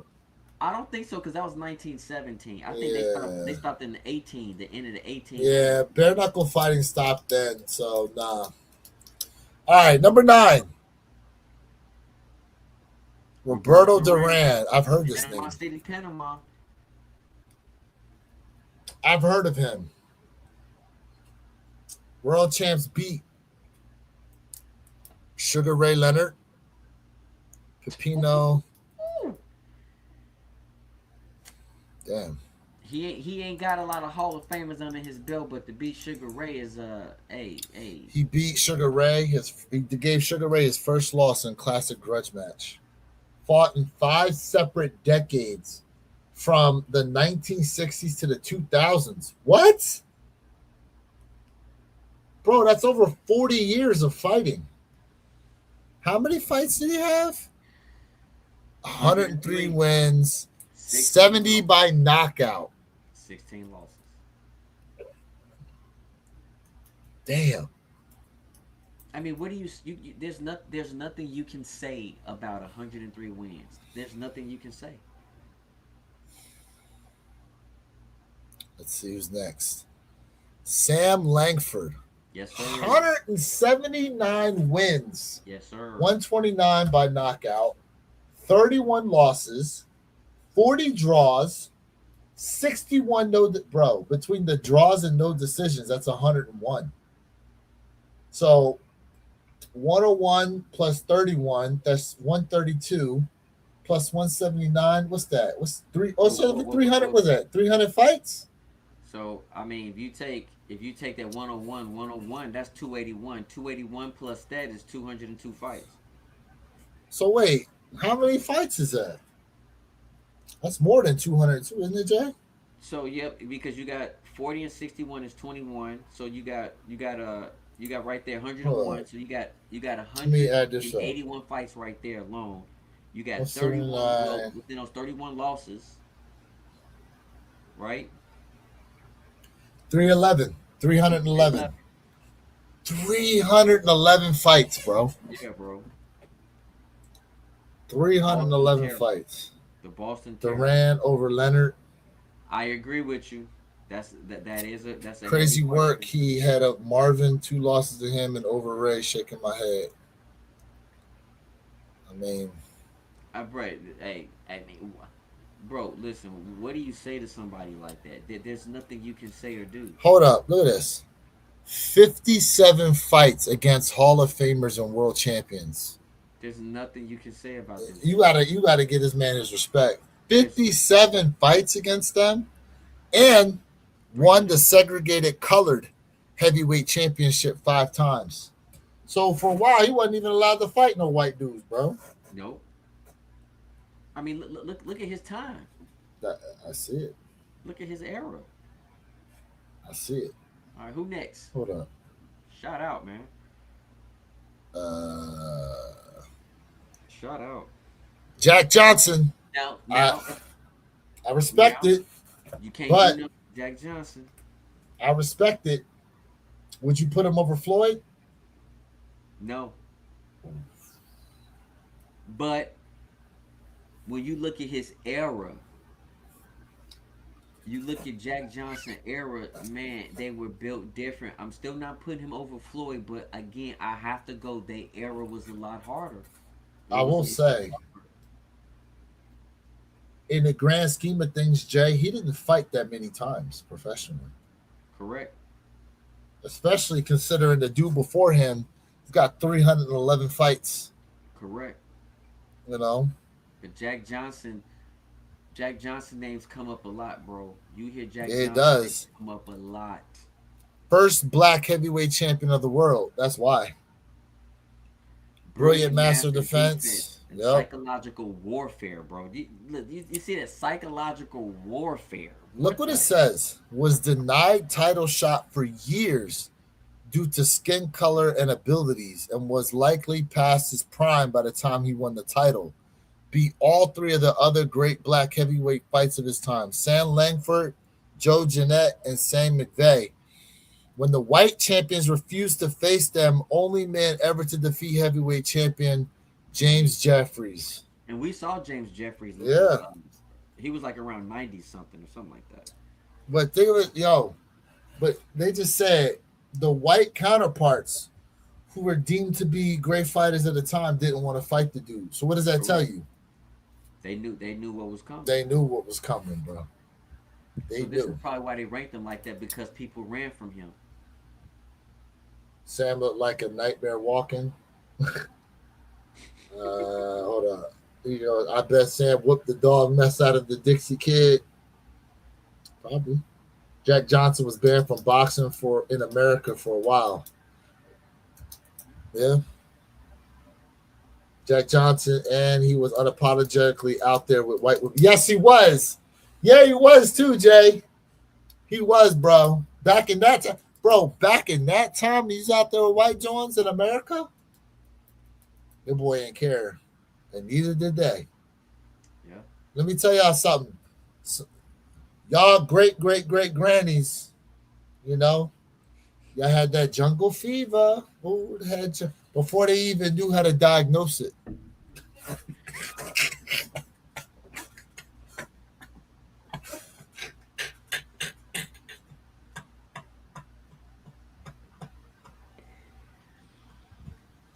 Ah! Ah! Hey, everybody who watching this, man, hey, rock with us, man. Give us a thumbs up, man. We are out here Yeah, rocking man. tonight for y'all, man. Facts. Who next? Not Joe Jeanette. I mean, let's see. I think Jack Dempsey wanted to fight Jack. He probably did. Oh man. All right. Who's number 6? Willie Pep. Willie Pep. I heard of Willie Pep. I've heard it, bro. And only 11 200, losses. 229 wins, bro. Only 11 losses. And one draw. One draw. That's crazy. Look, not for nothing, guys. Not for nothing. Like, that's a lot of fights. Bro, listen. And the Now, gloves weren't as protected. bro, listen, man, when you got someone who only lost 11 times but had 229 wins, there's nothing you can do with this person. There's not, and again, this is why I go back to saying what I'm saying earlier, man. Like, when you look at these earlier fighters and you look at these late fighters, like current fighters right now, I'm telling you, it's night and day. They really had way more heart. The way they trained was way more rigorous than what these guys are doing right now. And think about it this way: the equipment is not even nearly as technologically advanced as it is now. And remember, those gloves were like leather gloves, and leather hurt. So you got to really take a real beating, and you got to have a heavy jawline, pause on that, and neck game. Because I'm telling you, someone hit you, yo, you lights out, bro. Pause. But lights out. Lights out, He bro. said you gotta have a heavy jaw and neck game. Hey, yo. I'm just I'm just saying, my guy. Yo, with all this fighting, I need to see when they joined the ancestors. Jeesh. Yeah, right? Yeah. I know. All right, here we go. Top 5. Let's see who the top 5 is according to this list. Harry Greb, Pittsburgh, 108 wins, 8 losses, 3 draws. 198 no decisions. And this Bro, dude is ranked. He's ranked over Pep. bro. bro, I I don't get it. bro. I don't get it. Look at the list of people he beat. Damn, 56 bouts against Hall of Famers or world champs, the second most in boxing history. There you go. Ultra aggressive, wild man fighting style, thrilled crowds, and outworked some of the best boxers ever. Only man to beat future heavyweight champion Gene Tooney. Engaged in an incredible 309 prize fights. Damn. Known. So No, oh, you're right. Known prize so fights. they said my man fought. He fought other times. Look what it says. Likely fought the last 4 years of his career with while blind in one eye, yet Yet still very still very successful. successful, My man bro. was a pirate out there fighting, bro. Bro, that's insane, G. You knock him out like, Hey, they were paying their rent, man, with them wood coins, boy. bro. I think Pittsburgh has been on this list at least 7 or 8 times. Hey, I think Pittsburgh is the most featured city on this list. I'm not mad at Pittsburgh. Do y'all thing. A City, lot of good city, fighters out of Pittsburgh. Pittsburgh, man. It looked like it, yeah. All right, number 4, Henry Armstrong, 150 wins, 21 losses, 10 draws. What do you say? That's insane, bro. I mean, That's insane. look at his damn 3 different weight classes, Yep. longevity in each one of them. Beat a lot of good fighters. Only man to hold 3 division championships at the same time. This is at a time when there were only 8 in the sport. Won all 3 championships against future Hall of Famers. Scored 27 Yep. knockout wins between January of 37 and February of So 38. you mean to tell me 1 year my man was just out here eating? Knocking He was out here eating. 27 knockouts in a year. So listen, think about this. So that dude was fighting like he was fighting 1.2 times a month, bro. Look what it says. Nearly won a 4th division chip, but was allegedly robbed in a fixed fight. Unrelentingly aggressive style, thrill fans and overwhelmed opponents. Here's the thing: there are how many probably fixed fights back in the day too, though. Oh, plenty of them. Plenty of them. Come on, man. You know, Come on. Come on, plenty of them. the mob was heavily involved in boxing. Yeah. All right, let's see who's next. Joe Lewis at 3. Joe Lewis at 3. Detroit, Michigan, The 66 wins, 52 KO, and only 3 losses. bro, the Brown Bomber. That sounds like a corn name, don't it? Sound like he just walk up and just lay it out there. When you hear about boxing, you people still to this day talk about Joe Lewis. Yeah, man. 66 wins, 52 by knockout, 3 losses. So, Mike, to your point, it is and it isn't. Like, it is and it isn't. Yeah. It's there's a volume of fight. I mean, regardless, bro, like boxing is boxing. Like to fight that you gotta understand, a lot of these guys that fought back then that have all these fights, bro, there was unlimited rounds at Correct. that. Correct. Like one of the guys on here, I don't know when you joined, Mike, but one of the guys we read on here had one fight that lasted 42 rounds. Yep.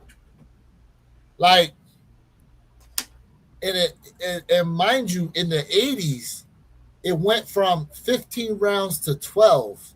But you talk about guys that fought 40 rounds, bro. That's crazy.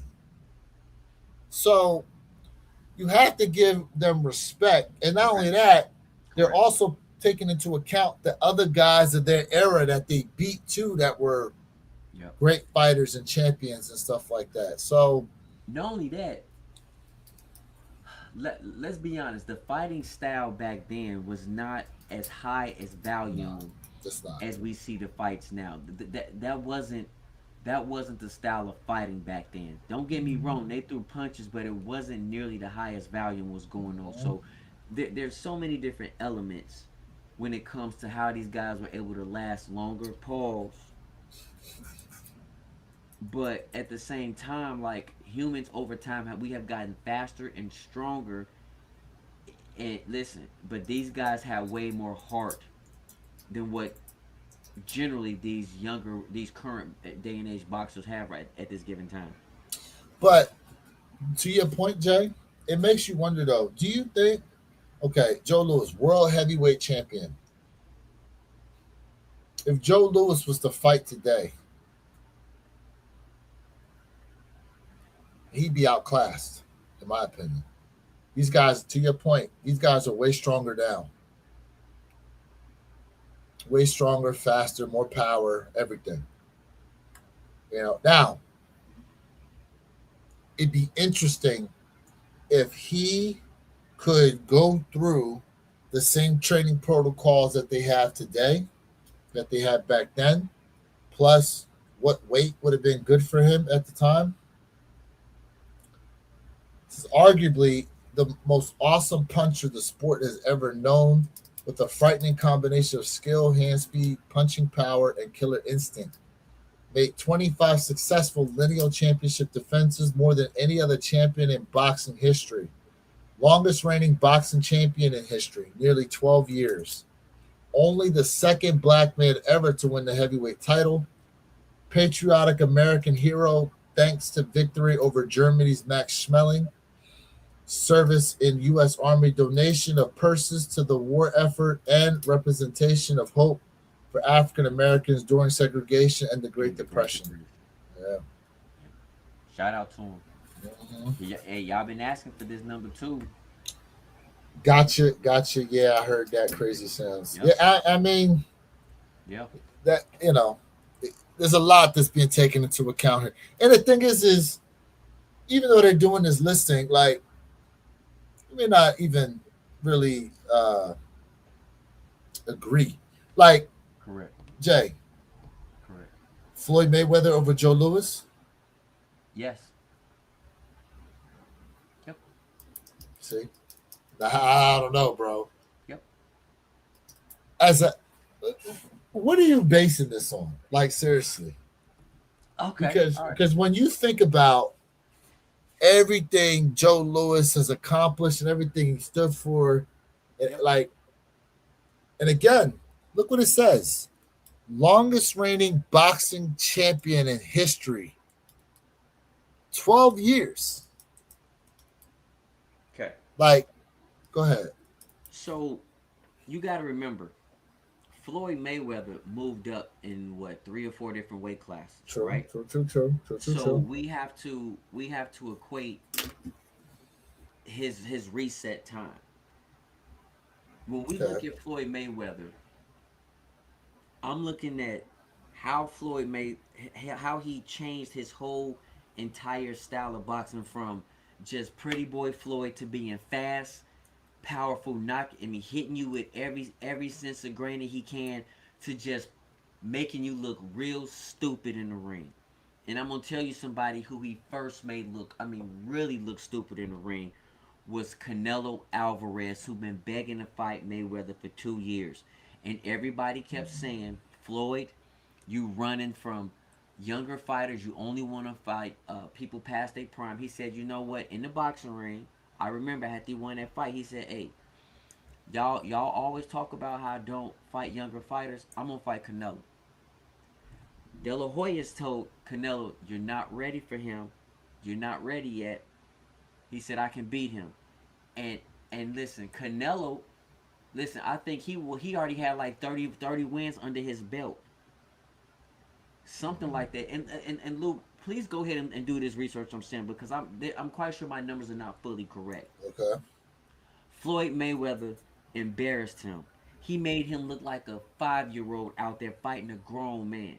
So when it comes to the thinking, the artistry, the ability, the true science of boxing, no, I cannot tell you that Joe Louis is more impactful, in my opinion, than Floyd. Absolutely not. Bro. Really?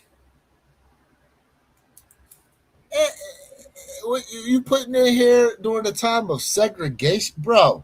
They was out there putting the German shepherds on people. I'm talking about in the ring. Uh, In but in the listen. ring. But your impact is more than just in the ring. You know that. Why you I think? agree. Listen. I agree. Mike Tyson's impact is more than just what he did in the ring. Yeah, that's what it started from. But Now we're gonna talk about outside the ring, and we talking about a total but totality. but obviously, That's but different. okay. But look what it says. Why he's here. So obviously, they're including all that as part of the reason why he's ranked so high. Yeah, I mean, I read it. Yeah, I read it. So when you look at Floyd, like I heard Floyd got to come back to boxing because he damn near broke. That's his fault. That's But not my problem. obviously, that's not. I don't see. I don't care about that stuff. I'm just talking about what happened in the ring. I'm gonna tell you the main reason why most people hate Floyd Mayweather was because he bragged about his money. And I tell people, there was only one difference between Mayweather and Ali. Ali bragged about how pretty he was, what he was gonna do to you in the ring, and people hate that Floyd talked about his money. That is the only reason why Floyd is not liked, because he always bragged about his money. But That is the only reason why people hate on Floyd. That is the only reason. you're right. You're right. Muhammad Ali did brag too, but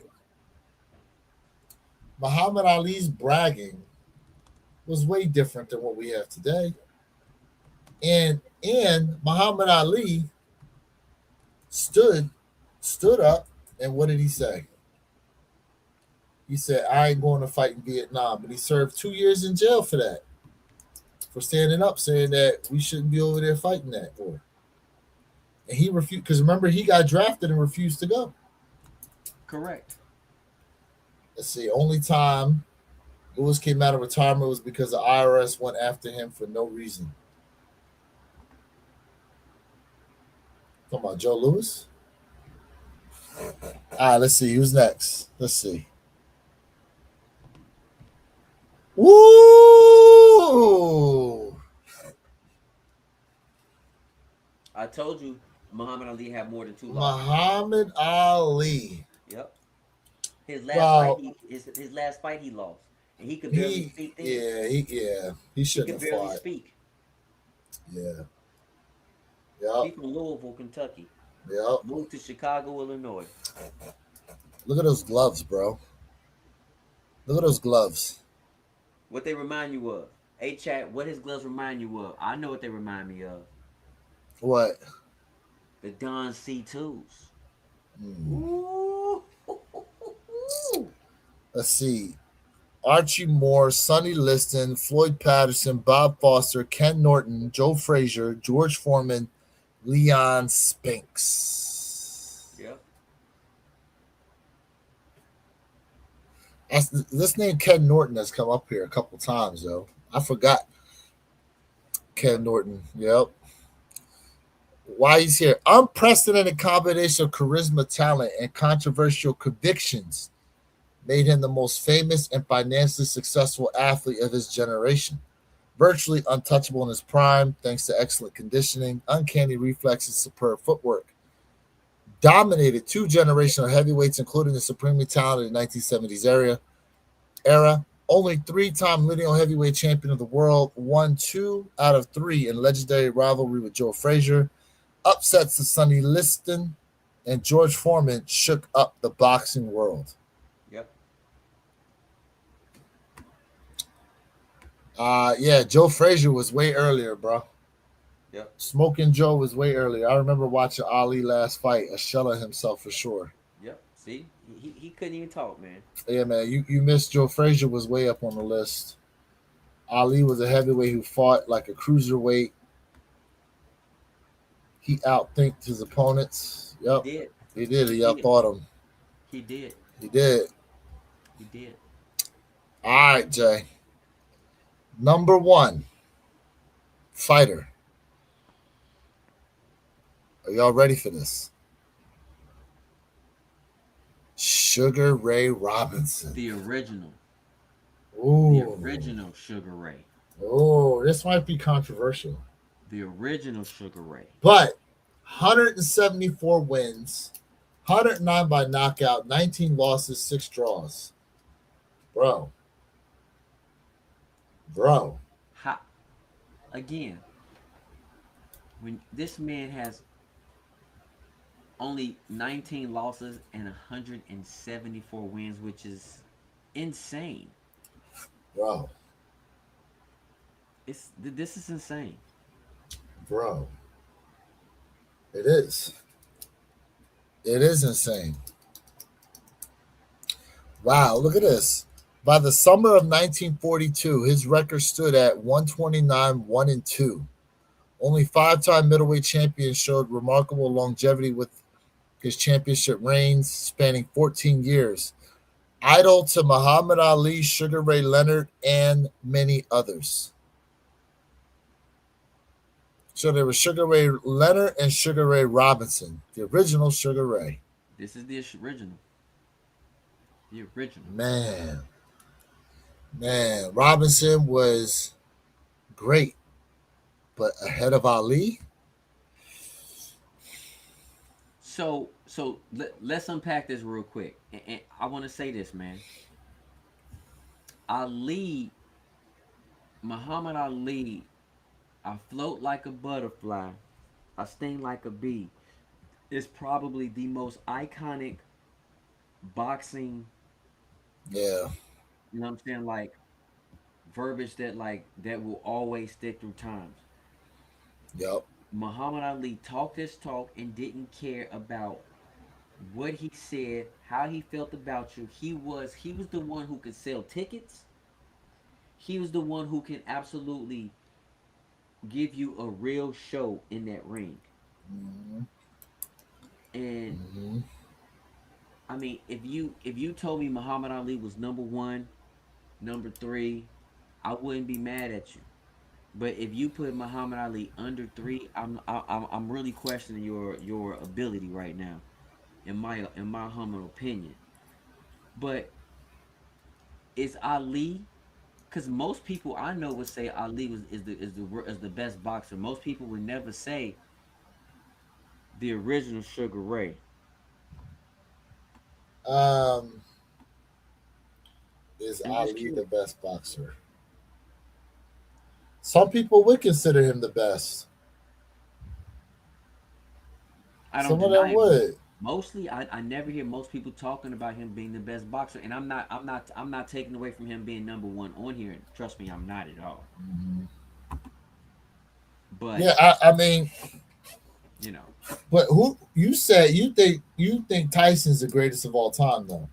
Tyson is my favorite boxer of all time. You couldn't tell me nothing that Tyson ain't the man.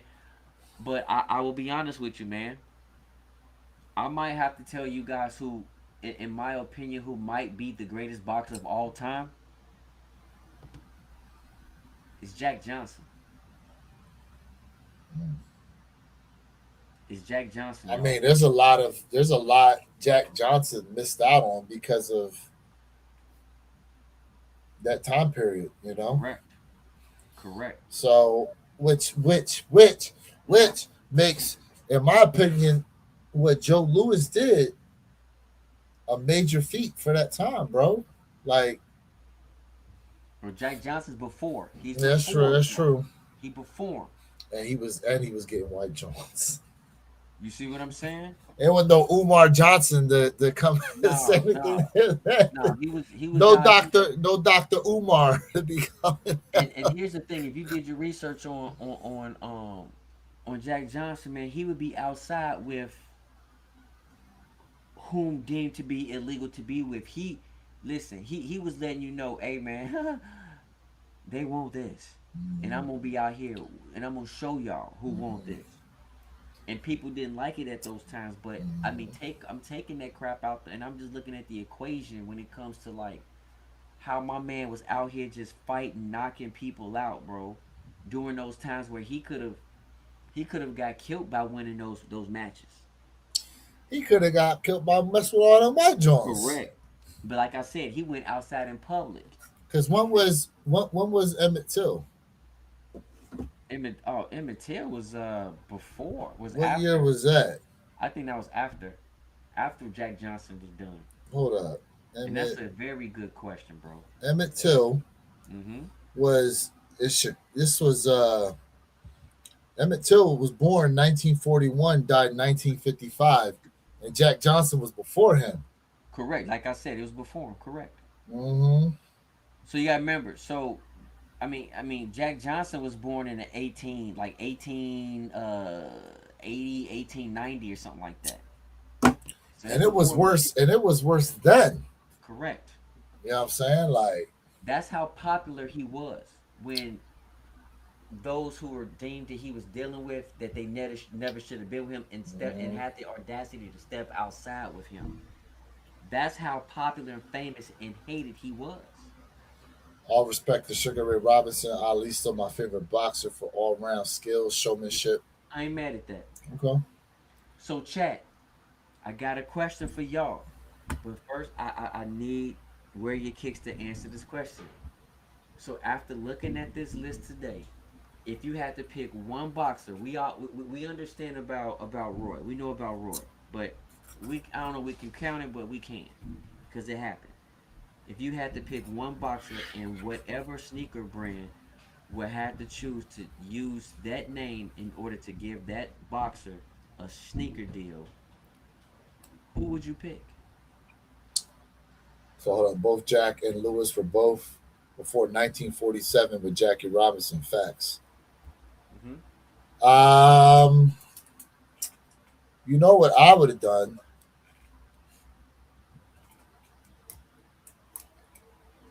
Mm, I probably would have done a sneaker. Let's see. I would have thought one of them guys should have been like a Black History Month sneaker. okay. Who would it have been? I mean, you got a lot to choose from, right? Jack Johnson, Joe Lewis, Muhammad Ali. I think if they did a Muhammad Ali sneaker, it probably would sell the best, in my opinion. Okay. There's no right or wrong answer. I'm gonna tell you this. Chat, drop that in the chat. Drop that in the comment section. If you had to pick one boxer The to Ali use, Shuffle sneaker. and it don't even matter, bro. It don't matter about the brand. It matters about the boxer. Now I'm gonna tell you. Who you got? I'm okay. My business head is on. This ain't J Elevate. This is my business head on. I know who I want to say, but I'm gonna have to go with Muhammad Ali first. I'm gonna have to go with Muhammad Ali first, but I want to really say Tyson from a business perspective, how it would sell the story, everything that comes close to it. You cannot get rid of Muhammad Ali.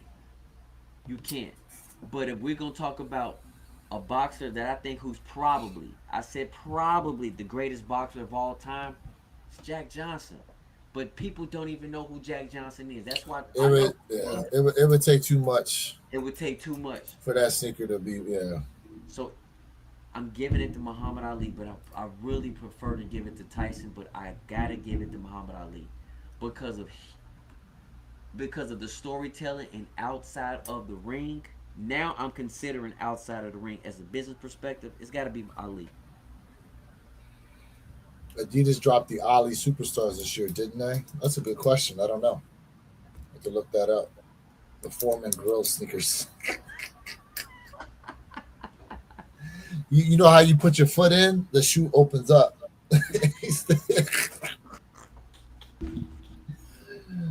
You know who I could see doing a boxing collaboration, Jay, for footwear?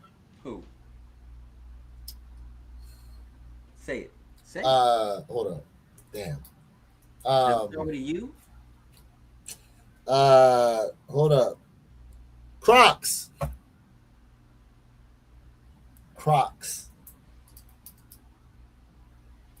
I mean, at this point, they got every known movie out.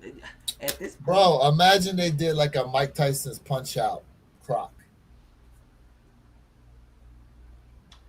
You know what? Hold on, They've man. done Super Mario.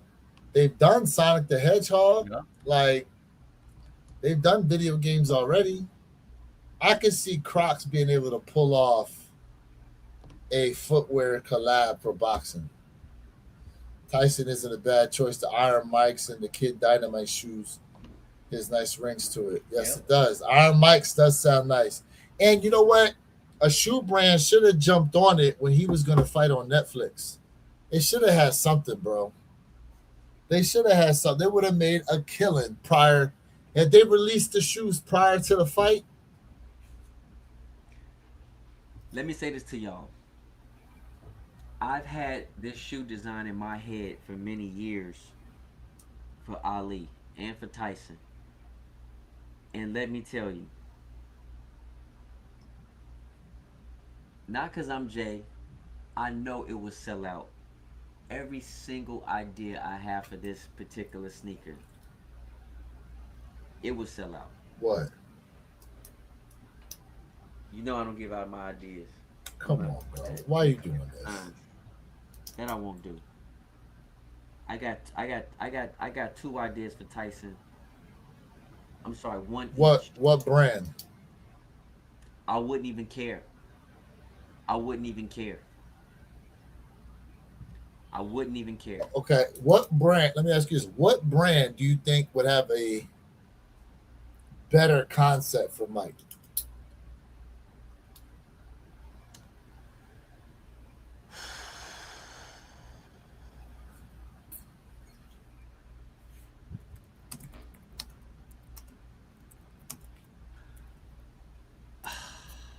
All right. To be quite frank with you, man, like I'm gonna probably put Adidas one, maybe Nike two in there, maybe Reebok three. And I really wanna put Reebok as one. To be quite frank with you. And here's the reason why I'm saying that is because when it comes to something so unique and different, I know Adidas is open to that realm. And the reason why I would say Reebok is because I know Reebok at this point they starting off and they looking for something fresh. And Nike, I know as much as I want to work for Nike, I do want to work for Reebok. It's too much lately of cookie cutter, of just copy paste and just throw it over something that's already been out there. That's why I say really Adidas and Reebok will probably be the two best options because I know they're open to definitely open up the floodgates to something different. So I did a little bit of research here. So Tyson wore those all black leather boots in the ring from this company called Two Day. But New Balance was what he wore as his training shoe. The New Balance 995. Notably, the day after winning his first championship in '86 and suede New Balance runners. He also wore Nikes, trained in various Nike Air Max sneakers and white and blue Nike Air Monarchs. And in the '80s, childhood staples, grew up wearing Pumas, Adidas, Pro Keds. Damn, I forgot about Pro Keds. And Converse on the streets of Brooklyn. So they it could have been quite a few, that could have done some Tyson shoes, Yep. Yep. could have been. So any one of them brands could have stepped up. Money Mayweather's would be a I'm, decent sneaker. I'm That for sound good. I'm for the Mayweathers. Paper Boy Sixes coming soon. Okay. How you feel about them Paperboy sixes? Because honestly, I'm a six fan, but I just don't Let me see them. Paper Boy Jordan 6. they're to me Woodage. They're boring, bro. It's a disappointment. They're boring. So so It's boring. you think so? I don't know, Jay. Yeah, dog. I It's don't okay. know, Jay. I would buy him, but I'm saying like we're expecting more. I'm expecting more. Uh Is this legit how they're supposed to look? But Yeah, why this, the? Oh, okay, because these are the Nigel Sylvester yep. joints. And this is why I say Is there any material under some of this material? I haven't seen any news about that. Um,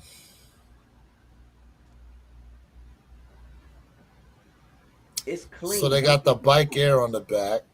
It's clean with white laces. You know, it'll. I'm just White looking. laces will make these pop. Red laces will make them pop. Yep, Um, white stitching. The bike air should be in white. or red maybe, That blue stitching or red. or red. I'm not mad at it. I mean, Not mad, but hmm, what would you say? Would you agree? You would expect more?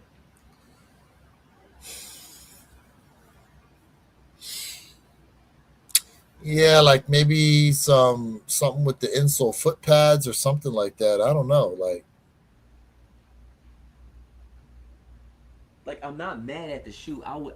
I'm gonna buy the shoe. it's a mock-up though, so it's a mock-up. So Correct. we don't know yet the final version. Just like we didn't know the final version of like the bin threes. You know, there was a rendition of them, and then there's what we really got. I mean, this Yep. could be close or this could be far off. Uh, I mean, when you see like the Paperboy video game, I mean, there's obviously other colors in there.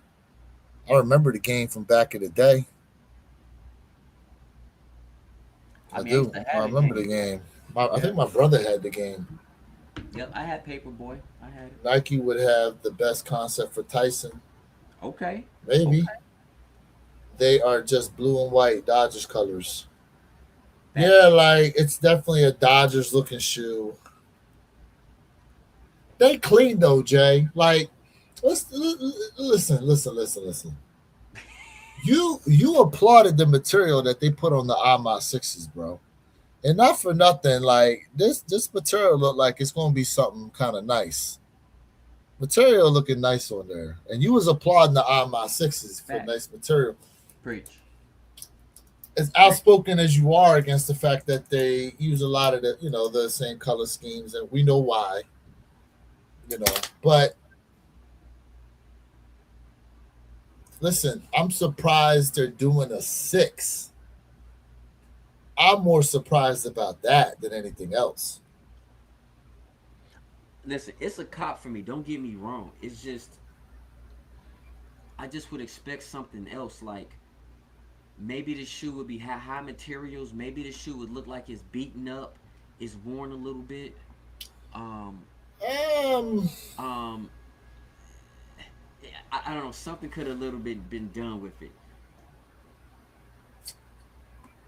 You know, it's paperboy. It should have been some type of newspaper. The Nike Air could have been stitched in with some type of okay. newspaper. Something.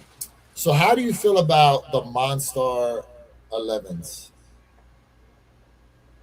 The light all green light joints. And Jay, I can hear an echo for some reason. You can hear echo now. I can hear an echo when I talk. I can hear the feedback. I haven't changed anything. That's I don't weird. know. I don't know what's going on with that thing. Did you turn the volume Um, up? no, no, haven't done anything. I'll turn it down, but I mean it's the same. Do you hear it? Maybe it's time to invest in some headphones. I can hear myself still. Let's see. I wanted Nigel to drop a blue with the AJ4, the 6i. The six is alright. But see, they do the 4 so many times, though. Correct. They Correct. need to switch it up to something. Yep. Bro, Monstar 11s are like an Eagles OG colorway. Yes, they are. Yeah. To me, those 11s, I told y'all. To me, I'm probably. I mean, I'm gonna pass, but I'm gonna say probably a pass because I'll give you guys a review. But honestly, that's a pass for me. The Monstar 11s is a pass for me. Is it? Yeah, I'm like, It's something different. yeah. I'm like, It's definitely something different, you know. you know. For me personally, y'all, it's like, it's all right. Yeah. But Oh, by the way, somebody was talking about buying sneakers on sale. They had a post on Z Sneakerhead's page on IG page. They're showing all these. So, are you still buying Jordans at retail? Look at all these sitting, bro. What a time. better enjoy it while you can, cause it ain't gonna last forever. When do you think the turnaround happens? I don't know, bro. I feel like it's gonna be It's gonna be a couple years, to be honest with you. Like I said, man, it's other brands out there. People going towards other brands right now. Do you feel like these could have been the J Balvin fours? No, they could have because of the gradient If, fades if, of the if color. you Yes, if but I'm you glad they if didn't you do that. swap the back tabs out and use the Nike Air One and the J Balvin smiley face on the other, It's still a no go for me. why? I don't like the color. How don't you have the J Balvin threes? No, I took a L on all J Bows. I have no J Bows. But None. I thought you wanted them the Medellins and the Rios. Correct. I wanted, yeah, I prefer the white pair over the black pair. Absolutely. I don't really feel like the white pair is that far off from these joints. Mm-mm. No, they different. And you like pink. You kept them awake fives. Absolutely. I I'm looking at them now. But this right here don't hit for me. Okay. All right. Nope. Sitters. Now those hit. Those hit for me. Sitters. Hey, G3 collects. What's up, fam? Should have put more effort and made the Spider Man 4s. Ooh.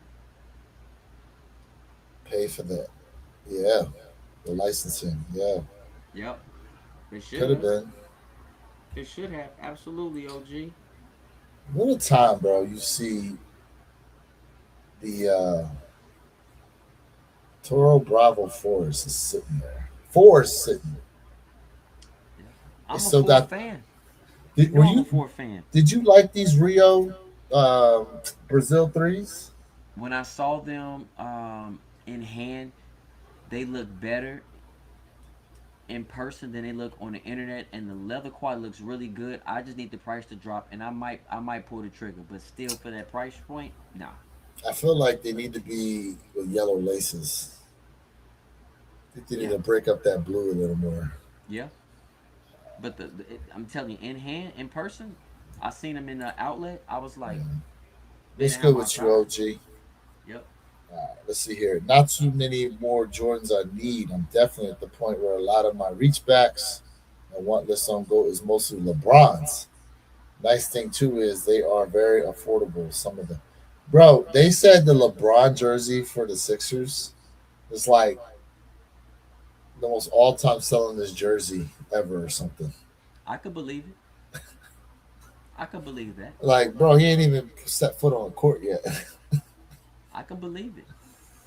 Man, I can believe it. what else we got here? Oh, Bro, 13 look at sitting that price. Look at that beautiful price. I'm not a and 13 fan, and dropping this make me want to buy 13 if it's for $167 in a size 11. I don't even like 13. and dropping. Look at these. Man, Damn, damn, bro. beautiful. Were you getting these or no?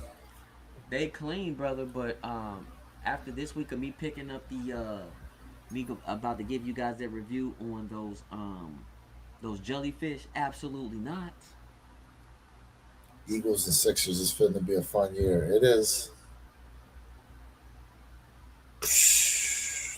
This The shoot, only like, problem with this shoe was the leather quality. When I yes, touched it, man, that leather feel like plastic, bro. the story is great, but this leather is It is trash. garbage. It feel like plastic. That's why I said, ain't no way I'm buying this. Trash. Yeah, Show love to the dads, man. Way to show love. Way to show love, man.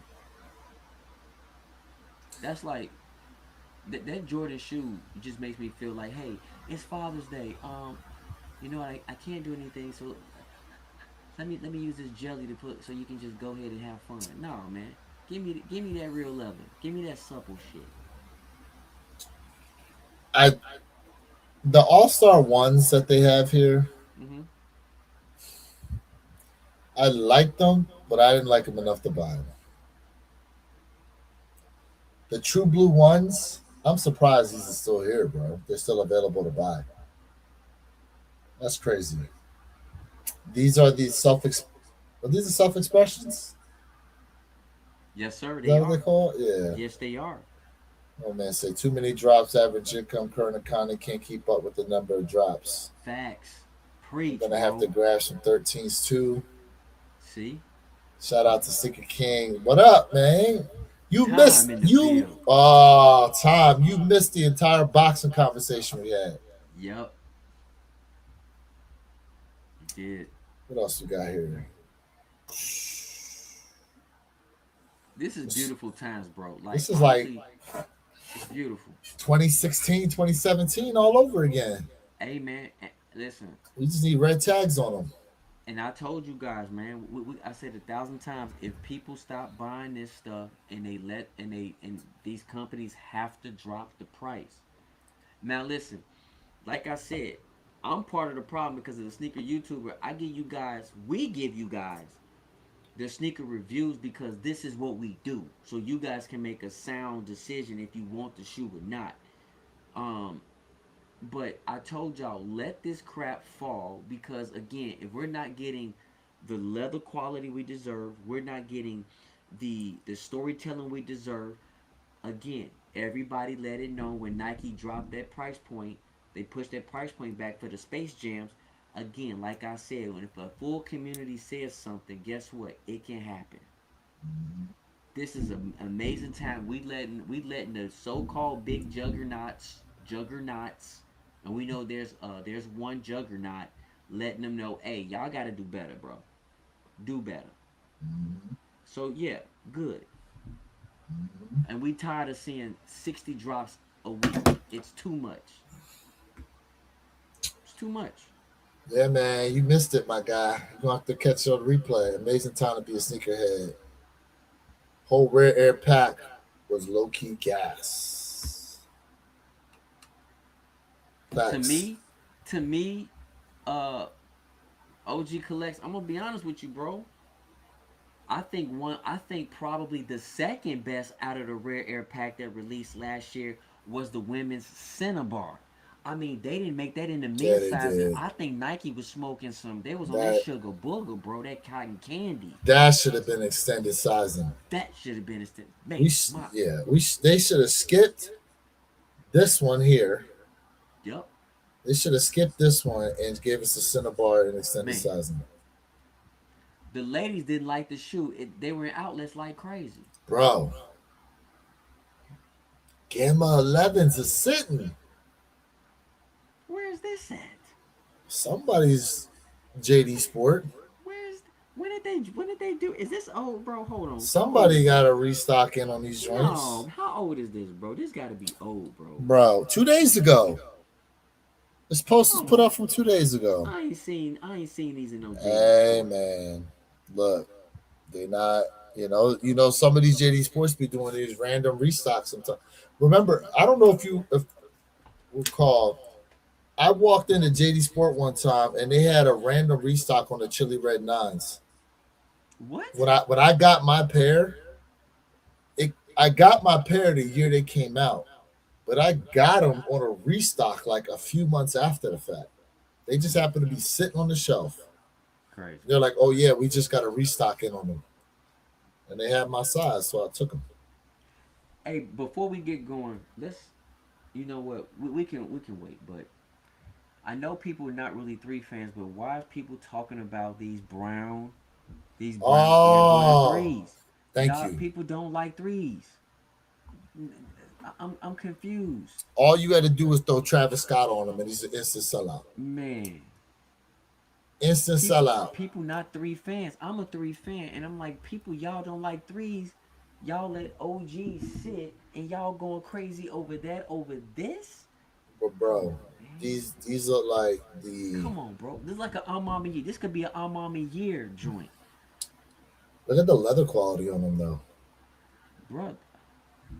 with the pink laces. Pink laces look fire. Cream laces look good in them. Time they crazy. I'm telling you, bro. People don't like threes, and now they going crazy over these. That Cinnabar one is fire, and I need to See, reach back. see. Yeah, they got us on that pair. I concur. Still need gammas. I do like those brown Yes, threes. sir. I Sneaker love my Tyler. Jordan threes and fours. Yes, sir. Look like some Alma joints. Yes. Yeah, Yeah, man. these is nice. I ain't gonna They lie, are. they nice. They They nice. sec. This is a shoe you can wear in the wintertime, bro. You can happily wear that joint in the winter and fall. Happily. Yeah, Happily. for sure. These is clean, real clean, real clean. I like them. That's a stamp, bro. I stamped those. You getting your bacons? No, sir.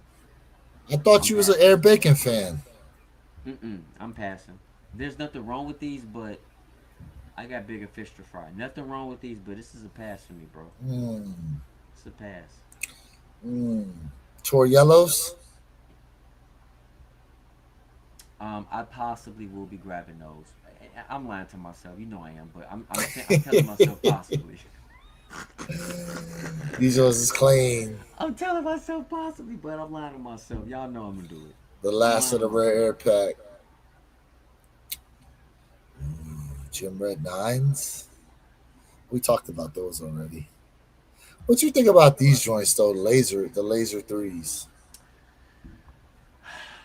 Honestly, there's nothing wrong with the laser threes. Some people say they look like cartoon shoes. I just think that time has passed, bro. I just think that the time has passed for this shoe. And here's the thing, right? You giving us a white and brown laser three, and then we're gonna get an all brown three. It doesn't make sense. Why? Why would you do that? I got something for you. Those other brown threes that we seen. Yeah. Imagine you took those and combined it with these laser threes, and so you had tearaway material, and under that solid brown would be this the laser etching. Now, Sneaker Tyler, let me say this, bro. Do I like this pair? Yes, but again, from a business perspective, the way the sneaker market is going, this should have dropped in 2027, or the brown pair should have dropped in 2027. That's all I'm saying. What do you think about my concept though? I like your concept. I think that's dope. I got a pink polo shirt with a brown polo symbol. I got a pair of those. I bought them off of my man who live in Chicago. Okay. Yeah. Man, I got some ideas for these threes, but I'm telling you, man, Nike ain't gonna pay me, and I can't do that no more. Muhammad Ali has an Adidas shoe. Okay, you did. Those are passed for me too. The tour yellows are nice. Definitely grabbing the yellow. I got one of the greatest hockey jerseys, Bobby Orr. Salutes panel and chat. Appreciate you being tapped in here. Appreciate everybody tapped in here right now, man. Laser threes, fire. Yeah. Let them Yep. sleep on the threes. Yep. Let them sleep. Time has passed. I concur. They're going to saturate the three next. Watch the laser three be exclusive, low stock. Folks going after them. Probably. No LA gear, no type of lasers for me. I'm not from Star Trek. Star Trek. He said, "Man, I love Jordan threes. Sack sneaker. I love threes as well, bro. They I'm a nice. three freak. I, They I even like the nice. heel tab. Look, I Yeah, that like heel how it tab is sticks. dope. It's dope. Yeah. I just I just think it's the wrong time. It's timing. Timing is everything, bro. Yeah, it's like it's too many shoes that kind of look like they could go together. Yep. All right, man. Well, What are these? I didn't know these was coming out. The hell are these? EYBL. These kind of dope. I know what you interested in. Man, they kind of dope. Hmm. With them pink laces too. Damn. Interesting. Interesting. Let's see here. You can't beat Jordan threes. They are phenomenal sneakers and the four. But what's Thank you. better? Threes or fours? Threes or fours? Fours, then threes. You know it. Supreme has a Mike Tyson Nike Dunk SB coming out. Oh, see, look at that. Let Interesting. me let me see here. I'm gonna check this out. Let me check Yeah, this see if you out. can find it. See if you can find it.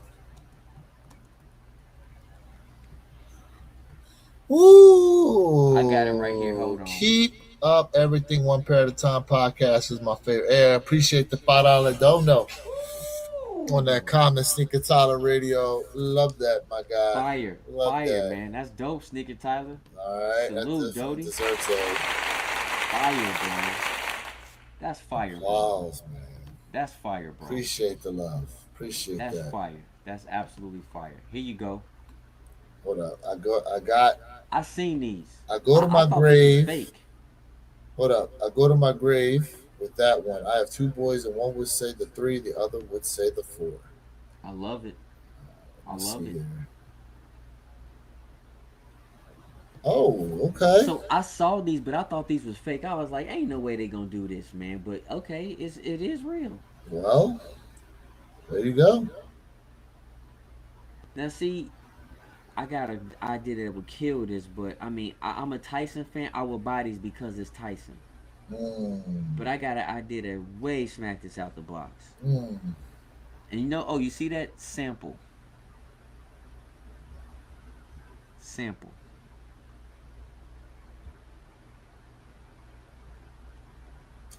AJ three over fours for me. I like it. I got to get a pair, and I'm Caitlin Clark for the and Caitlin Clark for the misses. Okay, she liked those Caitlin Clarks. Okay. Bro, speaking of which, did you see the All Star highlights? Yes, I have. The WNBA, bro,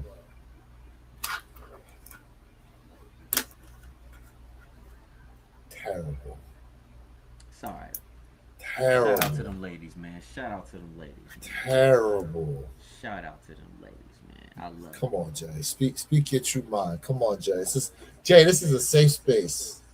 It's a safe space, Jay. And I feel safe. You wanna black out your screen so they can say no face, no case. You'd be like purple haze. I think Jordan threes more than Jordan fours, but the colorways on the threes haven't been hitting like the fours lately. That's a fair Mm. take. Okay, Sneaker Tyler. That's a fair take. I agree with the Sig. What up? Sig. Now all you guys pop in here, man.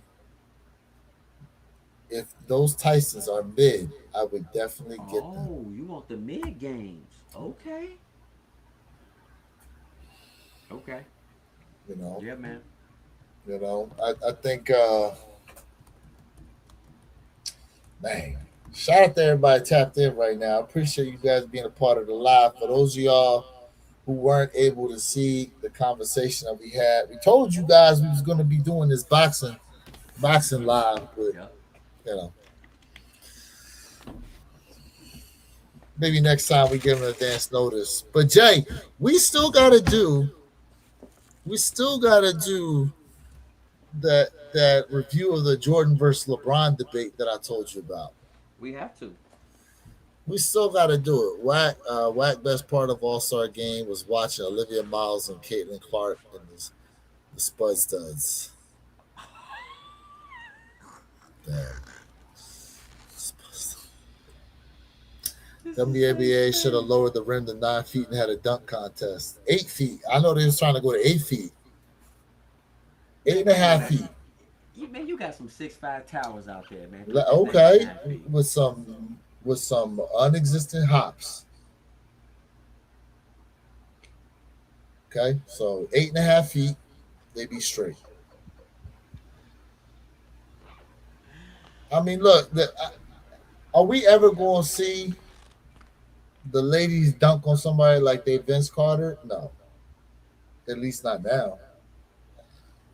Mm. I don't see it happening anytime soon. But see, look, even my man, look, it's a safe space, Jay. It's a safe space, Jay. You really, you know for a fact what you was watching was some BS. You know what you was watching, bro. Oh, I know what I was watching. You know what you was watching. You can play it all you want about the NBA, but damn, bro, I know what I was watching. damn. I know what I was watching. Jay's like, I wasn't there for the basketball. What you looking at, Jay? Hey man. You a studs fan, huh? Hey man. Jay like the studs. Hey man. They need love too. Got my LeBron Witness 9 Bronny James South Beach PE ship today. Oh, I'm really I Okay. saw those. I saw those. Okay. Okay. Sneaker Tyler getting nasty with it. If I'm going to be honest, I totally forgot. And when I see you on, I was like, damn, I missed the boxing conversation. It's all good. It's all good, bro. It's all good. Yeah, Six, I can't even dunk 8 feet. okay, knowledge. See, look at all y'all popping it down, man. Y'all missed the boxing conversation. Yeah, it's all good. Technology in the bill. What's up, brother? What up with it, man? What up with Listen, it? chat. It's late, man. It is late, y'all. It's 10:10. You know, maybe next time we'll give you a little more of advance notice. But, you know, takes a Yeah, lot to man. put these things together. Super excited about the gloves tomorrow. Okay. I'm I'm a an unk.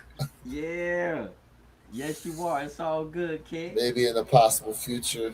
Okay. Yep. Those witness nines are definitely my sneaker of the year. Let's Ooh. see where you at. Whoa. Sneaker Tyler, you gonna have to wait to do your sneaker of the year, bro. I think you done named like three of them. Sneaker Tyler doing his thing. I Jay, you can't around wait to get Saturday ready. though? I should be ready on Saturday. Okay. All I right. gotta pick up my shoes on Saturday. All right. My dub. All right. Well, listen, man, we appreciate all you guys that tapped in tonight.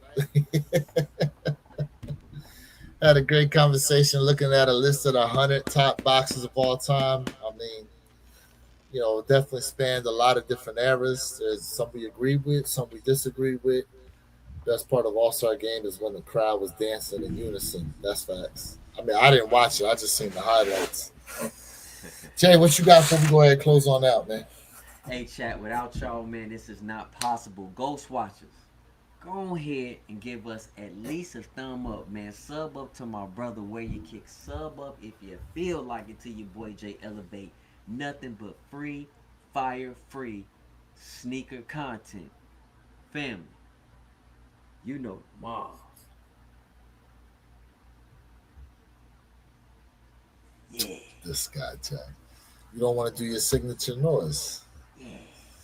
Boxing combo was dope. Enjoy, gents. Salute. Appreciate it, man. Appreciate you guys. I definitely got my New Balance to fire. Someone else said they got some New Balance too. Let's Got my go. new action New Balance today. Super clean. Let's Facts, man. go. Congratulations to everybody who got some shoes, got them in. Catch us this Saturday around 9 a.m. Eastern, 6 a.m. Pacific Standard Time, One Pair at a Time podcast channel. We appreciate you guys. Have a great night. Great rest of your week. We'll catch y'all in a couple of days. Peace.